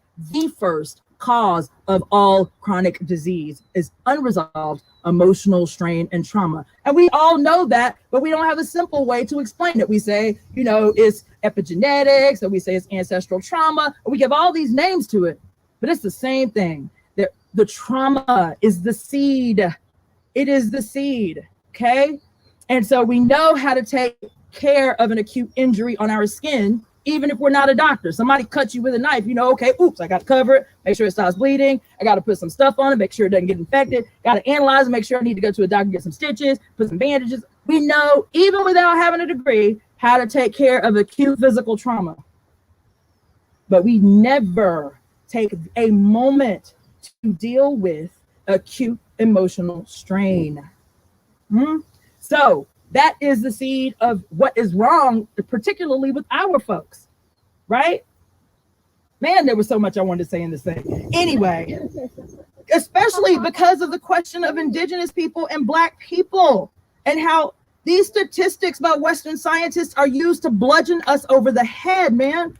We get these statistics, like there's a statistic, the highest instances of heart disease on earth are Black males between the ages of 24 and 35 years old. Second to them is indigenous men, and third to them is Black women between the ages of 35 and 50 years old. And then the next thing they want to say when stating a horrible statistic like that is, you know, if y'all Black folks just stop eating swine, you understand, y'all be all right. As if there is not a whole plethora of social, environmental, psychological conditions that impact our physical outcome in terms of health benefits. This medicine explains it all. It all.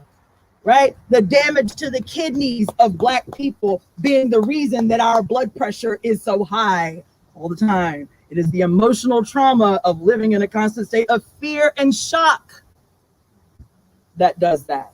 So, the spirit of the organs, and then I'll shut up. All right, the spirit of the organs. The Shin is the heart. The Shin is the heart. Now, the heart is the emperor in Chinese medicine. So when we talk about the Shin is said to govern the mind. And when it's talking about the mind, it's talking about our conscious and subconscious mind, okay?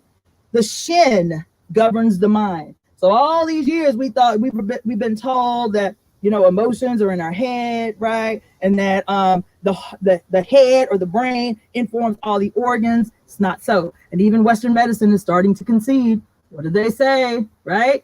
Every emotion that we have is filtered by the heart, through the heart's electromagnetic frequencies circling out from the core out, sending out all these little instruments. The heart has just as much, if not more, synaptic energy as the brain. It is the heart that interprets the world around us and then sends that information to the brain, and the brain does what it needs to do with the rest of the organs. You understand? The heart is the emperor that calms the mind. So there are two things about the heart. It is said to be the seat of emotions, the seat of our consciousness, right? Because it governs the mind. So if a person has psychological disorders of any kind, schizophrenia, manic depression, bipolar disorder, we are treating the heart channel. If a young person has a problem with stuttering or any kind of issues with their voice, they're timid and they're speaking, that's the person that you're always saying, huh, huh, huh. They have no power, no force in their voice. That is a condition of the heart, because the heart governs the mind, but the root of the tree of the tongue grows from the heart. You understand? Okay, so that is the Shin, governs the consciousness, our subconscious and conscious mind. The spirit of the earth is the Yer, the Y-I, the Yer, right? And it is about our intellect. how we learn about things in the world. It's called the seat of our intellect, right? I won't go any deeper than that, but you need to know that, right? Now, the one I want to go hard on, really, I want to go hard on them all, but the spirit of the lungs, baby, is the Po. And the Po is about the flesh. Like, this spirit is how we feel in our bodies. Makes sense because the external sense organ of the lungs is the skin. Okay? So the Po, the spirit of the Po wants us to be happy in our bodies, in our flesh, baby. The spirit of the Po wants us to do all the things that make your body feel good. I want you to do that. Love making, dancing, anything that feels good on the skin. I want you to do that. Because the Po understands that the flesh is necessary for a spiritual experience, okay? Anyway, I could go harder on that, but I won't. Last two, and then I'm gonna shut up, because the Jur is the kidneys, and it is about will. It's about our will. What we call willpower, we think about as force. I got to get up and do this because no. It is about the will to be, the will to live, the will to exist. And it is about the zeal in will. It is about the enthusiasm that we have to live, not just living, not just existing.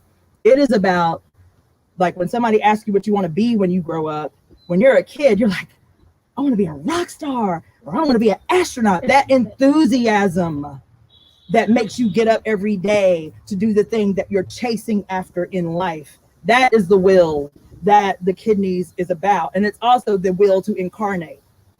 And then the last thing is the will of the liver, which is called the Hun. So you think about the Hun, you know who the Hun were in ancient China. When you think about the Hun, you think military, right? So the liver is called the general. And the liver is represented by trees, right? It's the wood. So you think about the tree. The tree is the perfect personification of the union between heaven and earth. Okay? You have that which cannot be seen below the surface. You have the horizon where the two meet, and you have these high branches that reach into the heavens. So the liver's spirit, it is said that the spirit of the liver gives us that vision of our future. It is about our destiny, right? We have this idea about our destiny given to us by the liver. We see clearly our future because the liver opens into the eyes. So even if we don't see it in front of us, we see it because the liver and its relationship to the eyes, right? And this perfect personification between heaven and earth here in this tree, liver says, you are going to be an astronaut. You are going to be a rock star, but it says it like a general. This is the plan for our life. The kidneys, being the mother of the liver, gives us the will or the water to nourish that vision, you see. And the liver's young partner, the gallbladder, gives us the courage to execute the mission, you see. Wonderful, wonderful stuff. Anyway, so that's all I have for today. And can I just give information? Yeah. So for anybody that's interested in consulting with me or meeting with me or learning about how to see this workshop in totality, you can reach out to me. My IG is release.heart.center. That's Release Heart Center with dots in between. Also, you can email me at releaseheartcenter@gmail.com. And those are the two best ways to get in touch with me. On Facebook, I am Iyapo, Moyende, and Ngina, and all my other social media is all Iyapo. So thank you so much for having me. Yes. Oh, one more thing. I do want to make book recommendations. I did bring books that I want to recommend. So one of the books that I want to recommend is called Deadly Emotions by Don Colbert, MD. I have a disclaimer about this book. It's a great book for the medical aspects that make sense of what I was talking about in the 5 elements. That's not his frame of thought, but it is helpful. He is a Christian minister as well as a medical doctor. So, there's a lot of, stuff you have to weed through. But the essence of this is really, really great in terms of showing from a Western perspective what emotions are tied to what physical conditions. Great book. And then also the biology of belief is a game changer, baby. I mean, when we talk about, there's a chapter in here called parents as genetic, let me just say really quick. It's called Parents as Genetic Engineers, baby. Woo! This book is a game changer, okay? And then the last one is, The Web That Knows No Weaver is a really, really beautiful book about the 5 elements. And then also The Great Cosmic Mother, Rediscovering the Religion of the Earth. I'm telling you, it is my own personal Bible, okay? This book changes everything. So that's all I got. Yeah, thank you. Thank you, Iyapo. Woo! How'd you guys like that? Yeah? How about everyone out there? I bet you guys are like, woo! Oh my God. Game changer, life changer, Iyapo Moyende. Also at the Heart Release Center. Find her on IG, on her Gmail. She's amazing. She does some work on myself and probably a handful of people here that I know. And yes, check it out. She also has some recorded web courses that you could also subscribe and ask her for a fee. She will send those to you. Just get in contact with her. Right? How do you guys feel? Yeah, you guys feeling good? We feel good being here today. I feel good being here in community with you all. Again, my name is Lily Flor. For all those that are tuning in out there, we're here with We Rise Los Angeles, sponsored by the Los Angeles County Department of Health, Why We Rise LA, and also We Rise Mujeres de Maiz, 4 direcciones para la salud, 4 directions for our health. So without further ado, we're going to be closing our event today, our pop-up, our reunion, but please do stick around to maybe talk to Iyapo, because I'm sure you guys are like, oh my God, I got a lot of questions. And I really wish we had extra time for this. But those of you that are out there and in cyber world and social media, please put down your comments and questions, and maybe we could forward them to her and have her answer them. If you have a question for Celina Jacques, please also put that in there, and we'll try to get back to you and check on those comments and questions. So right now, what we're going to do is we're going to reintroduce the artist up here and the installation artist. And what we're going to do is immerse the Instagram viewers and the our Periscope, our YouTube viewers, and our Facebook viewers, and immerse them inside of the installation altar. And after we do that, we welcome everyone who's here to also come inside and feel the experience of the actual installation, be able to walk in there, but also give each other space, because, you know, we want to be COVID safe as well. Put on your mask when you go inside. I have them off right now because we're on social, we're trying to project our voices, but everyone around me here so far is really good wearing their mask. But I really want to encourage people to come in. And also we want to give thanks to our elder that's here today. She's over there. And also have our elder come in too and take a picture with us before you leave us, and everyone else who participated today. Okay, come on up. Celina, Ciana. What do I call Celina? Oh my God, Beauty Bamba. Ciana and Gloria, but she's another Beauty Bamba. She's a cosmic Beauty Bamba.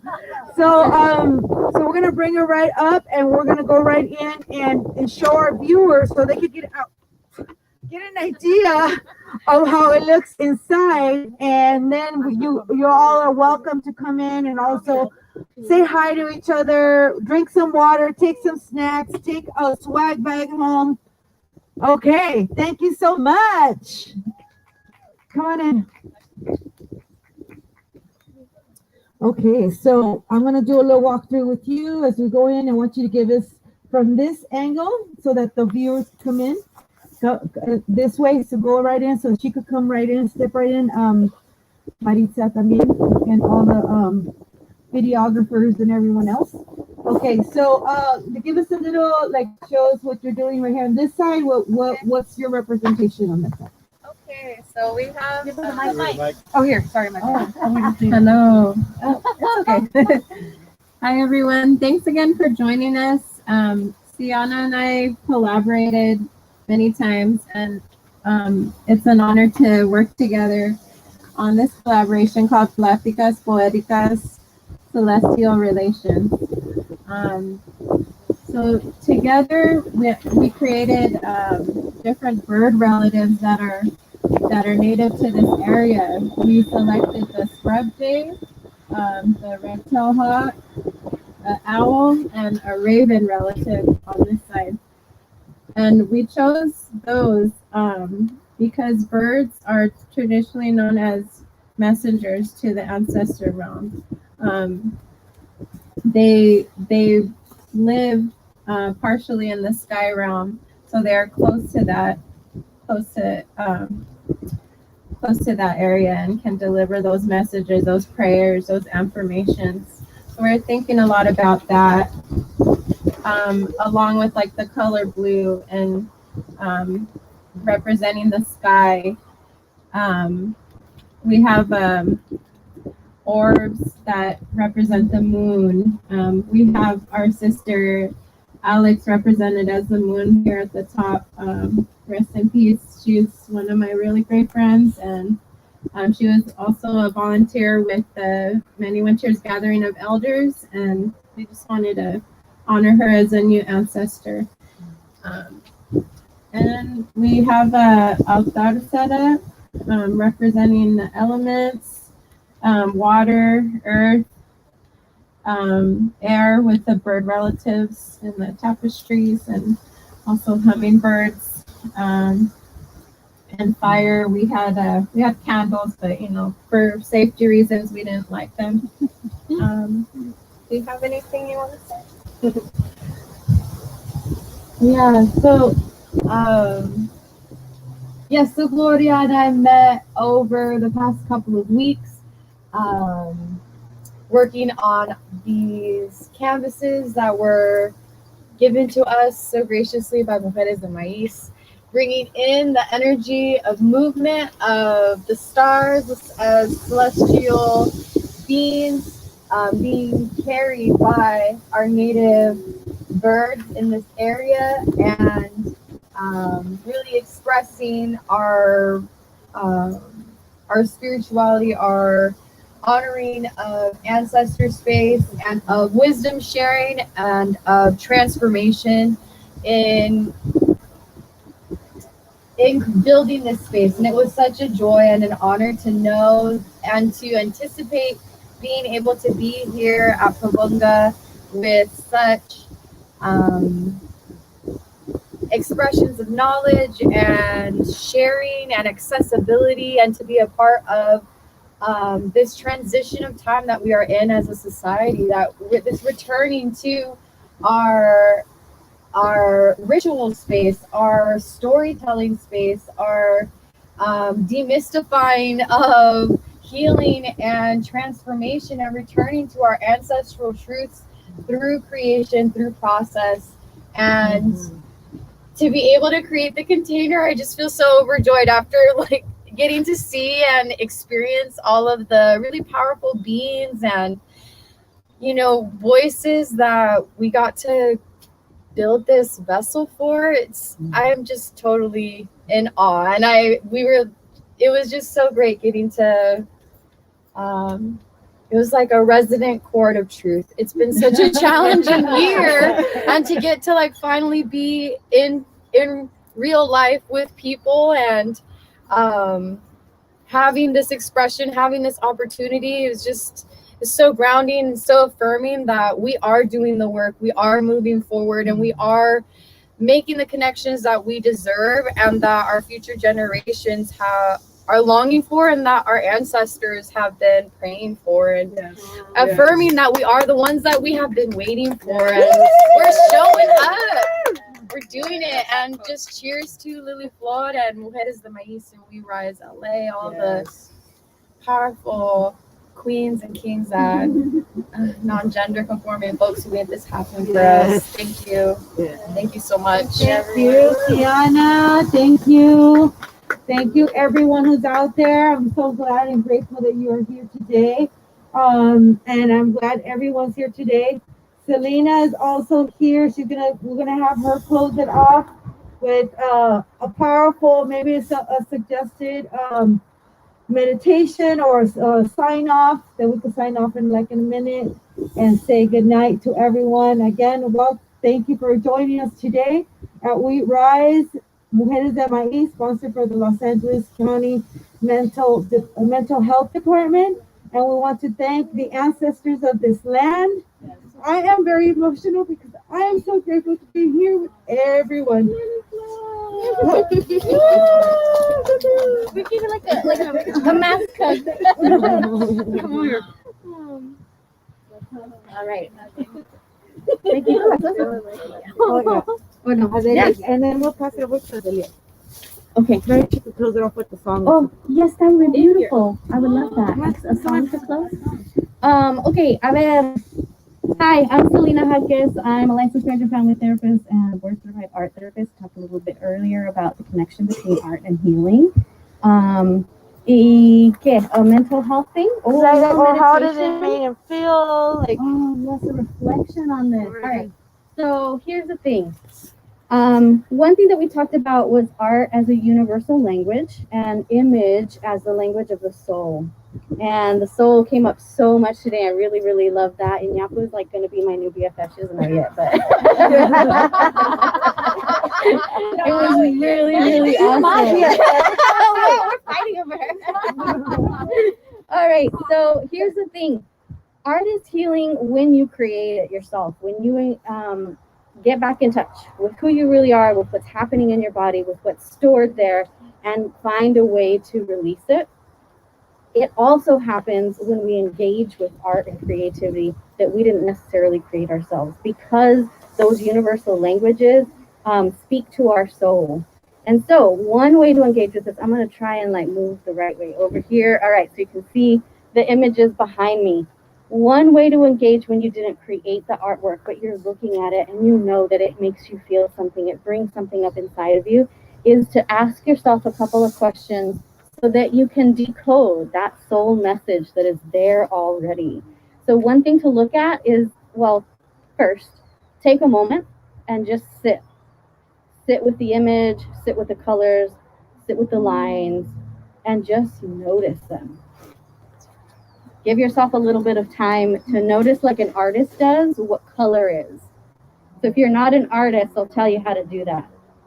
One thing that I noticed about this amazing, no me acuerdo cómo se llama the art technique. ¿Qué? Cyanotype. Cyanotype. Oh, cyanotype. Cyan, because cyan is blue. Okay. So one thing that I noticed is that there's so many different shades of blue. And I can tell that there was movement on the fabric, because there's like, I don't know if you see them on the video. You see that? Like there's like lines that are like movement. So for me, what I noticed about that color is that the brightness of the circle makes me feel like the blue, the darkness of the blue is really deep. So just that color, it's blue, yeah, but there's a light blue and there's a dark blue and there are lines moving through that. So for me, what that brings up is movement and water. And what I think of when I think of water is emotions. And then I'll go a little bit further. When I think of water, emotions, I think of that word I mentioned earlier, that's ahogándonos. Drowning ourselves, unburdening ourselves from the emotions that we have in that depth, like Iyapo taught us. It's not just the water in your cup. This is the primordial water. This is the water that holds everything that is true, everything that is what we come from. So just that, I just looked at blue, right? And I tried to look at what are the different blues and what does that bring up in me? What are the emotions? What are the thoughts that come up? What are the memories, right? That's just the blue. There's also something, I don't think that it was intentional, but it's super cool. It doesn't look the same on the video, but the magenta of this like the feeling here of this container is like really magical. It's like super vibrant, and there's something about that for me in connection with the blue, right? Mm-hmm. These birds are both in blue. There's blue over there. There's blue over there. So I'm just looking at the way that the colors interact. And for me, there's something really activating about that. There's something really deep and really emotional about the blue. They talked about their sister Alex. They talked about the birds that are our messengers, right, from the spirit realm. There's so much happening. If I just look at just color, right, and then we can move further to talk about how the artists shared for them about themselves and their own process, what the birds meant for them. And so then we can reflect on, well, you're saying that to me. Does that help me make sense of some part of my story? What that maybe I hadn't thought of in that way before, or maybe I do or I don't have a relationship with these kinds of birds, right? Do I have some stories about, I don't remember what's that bird, but it looks like a raven from here. It's a raven. I got stories about ravens. And so that brings me to my own narrative and what that means for me, right? And also what meanings other people put on things that aren't necessarily ours, right? So a lot of times I think of like scary movies, right? They put ravens, they're like, ooh, scary, but whatever. No, like these are our friends. We can communicate with them. They know who we are. They know that we can give them gifts and they will bring us gifts. Like there's a lot of relationships here. And so again, we acknowledge, all right, there's a story I know about that, but what does that mean to me? So we take the story of the symbols and we personalize them. There's also something really cool about the sound, like grass right here is really beautiful, the way that it's reminding me of these trees that are right outside, right around us, right? So it brings in that experience into our container so that we are very, what's the word, like physically, not physical, what's that word for when it's like in your body? Integrated. Yeah, we're like, my feet are on the ground and the trees are in the sky, right? And this bright magenta is like somehow the sun for me, right? It's like shining so bright. It's light. Anyway, so that's just my reflection and example of how to practice looking at art in a way that can be healing, in a way that can be really a deep emotional experience, not just looking at pretty pictures or admiring really amazing artwork, but also bringing into it that healing factor. I didn't even talk about the ATR here, and that's like a whole nother section, but just examples of how to look at lines, shapes, colors, symbols, and engage with them in a healing way. Yes, All right, thank you. so That was much. really good. Can I tell you about my project? Yes. Okay, because I forgot. Somebody asked me before about private practice. I am a private practice. I see people one-on-one. But what my passion is helping as many people as I can. And I just don't have like the mental, emotional, physical energy to do everything I want to do. And so what I'm offering is a Patreon project. And it's super affordable. It's $5, $25. And I don't like the word blog, so I call them mini articles. But I write a little mini article every week about what I'm seeing come up in the collective unconscious. So what I've talked about with people during the week, I'm not sharing personal stories because that's, personal and I'm a professional secret keeper. So I'm not sharing that, but I'm sharing, I hope the wind likes it. So I'm just sharing like, what's the theme happening? What's coming up this week and how are we dealing with it? And then once a month, I do a guided meditation, and then once a month, I do a guided art therapy workshop where we do live, and we get to interact and talk and ask questions. So it would be super cool if you want to join. If you want to experience what is art therapy, you can just drop in and check it out. And I will wear. Oh, it's on Patreon. So it's patreon.com/ or whatever that is, Celina Jacques. My name. Yeah. Thank you, Celina. Thank you, Celina. Yes, that was really nice. We have we're good with time. So to close it off and do it right. We're gonna bring our elder Adelina, right? Adelia. Quiero cambiar nombres. Adelia. No, that's better than no. We need to have a cue card up here. But we're gonna have here her close with in a good way. To close off with song, with canción. Can I take this off? You can take it off, and I'll just hold the mic like this. Okay. I I have stepped inside a being. Yes. This is a being. What we've been talking about behind me. Hold on. Being. Let me know this. Put her inside. I am immersed in the being.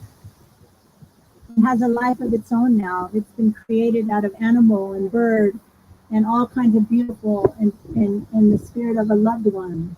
And this is a being I'm standing in right now. So it's actually a real creature, it's a real thing. So as I stood there listening, what song comes to me to sing for you? And so I'm singing a very old song to you. This song, and the reason why I know it today is because there's a little old lady named Anastasia in the 1930s spoke to anthropologist who was trying to save languages of the indigenous people of this area, Orange County and LA, all Southern California people. And she, in those days, who would talk to anybody like that? But she, with her little poofy body and her little voice, okay, I'll talk to you. She was talking in Spanish, Toronto Spanish, which I consider very slang. It's beautiful, But she said I was singing a song. The song is we call it Como La Pomola, and but it has to do with the animals coming together. And so when I'm standing in this being, it was like that's a song that we should sing, And so it's a song I'm going to sing. And do you want to come and join me to sing this? You don't need your stick. You hold on to the puppy. I'm going to have her sing with me, okay? Because she knows this song is beautiful. She sings beautiful too. Stand on that side, and I'll stand on this side. And I'll do the clap. This is a California native instrument. We did not have drums here in California. We had sticks and rattles, and that's what we sang there.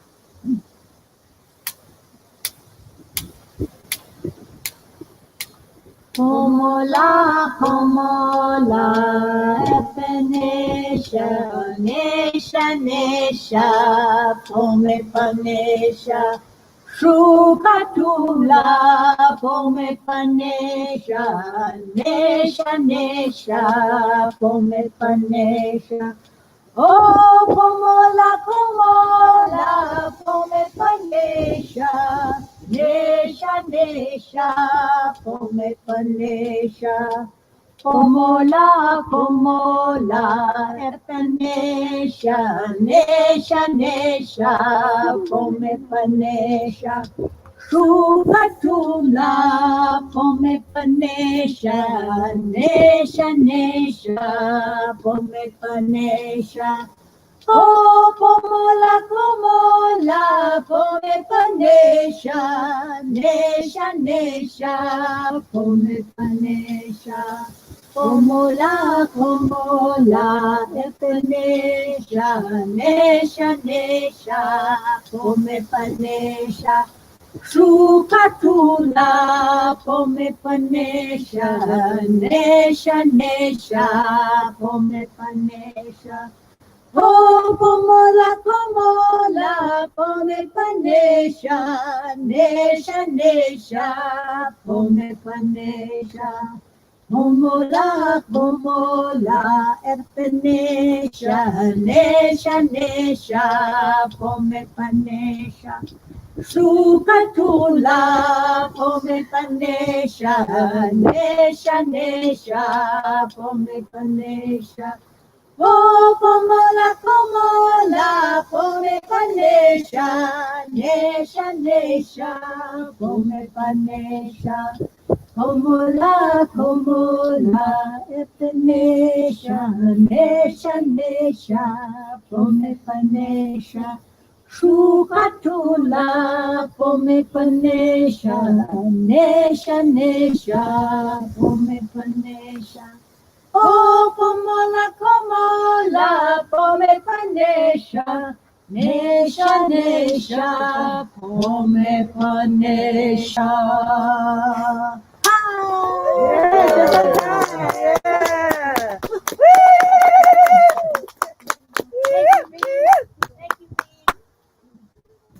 Yeah, and it's a lot. This one died Thank you as so soon as they were done. That one died? The tablet. Oh, it just did? died like 2 seconds. Oh, no way. Yeah, it Well, was we cool. got Huh? it though, everything, no? Yeah, I want to. Oh, you got it. Did you end the broadcast? Yeah, stopped. Right after. Oh, shoot. It's still recording our sound.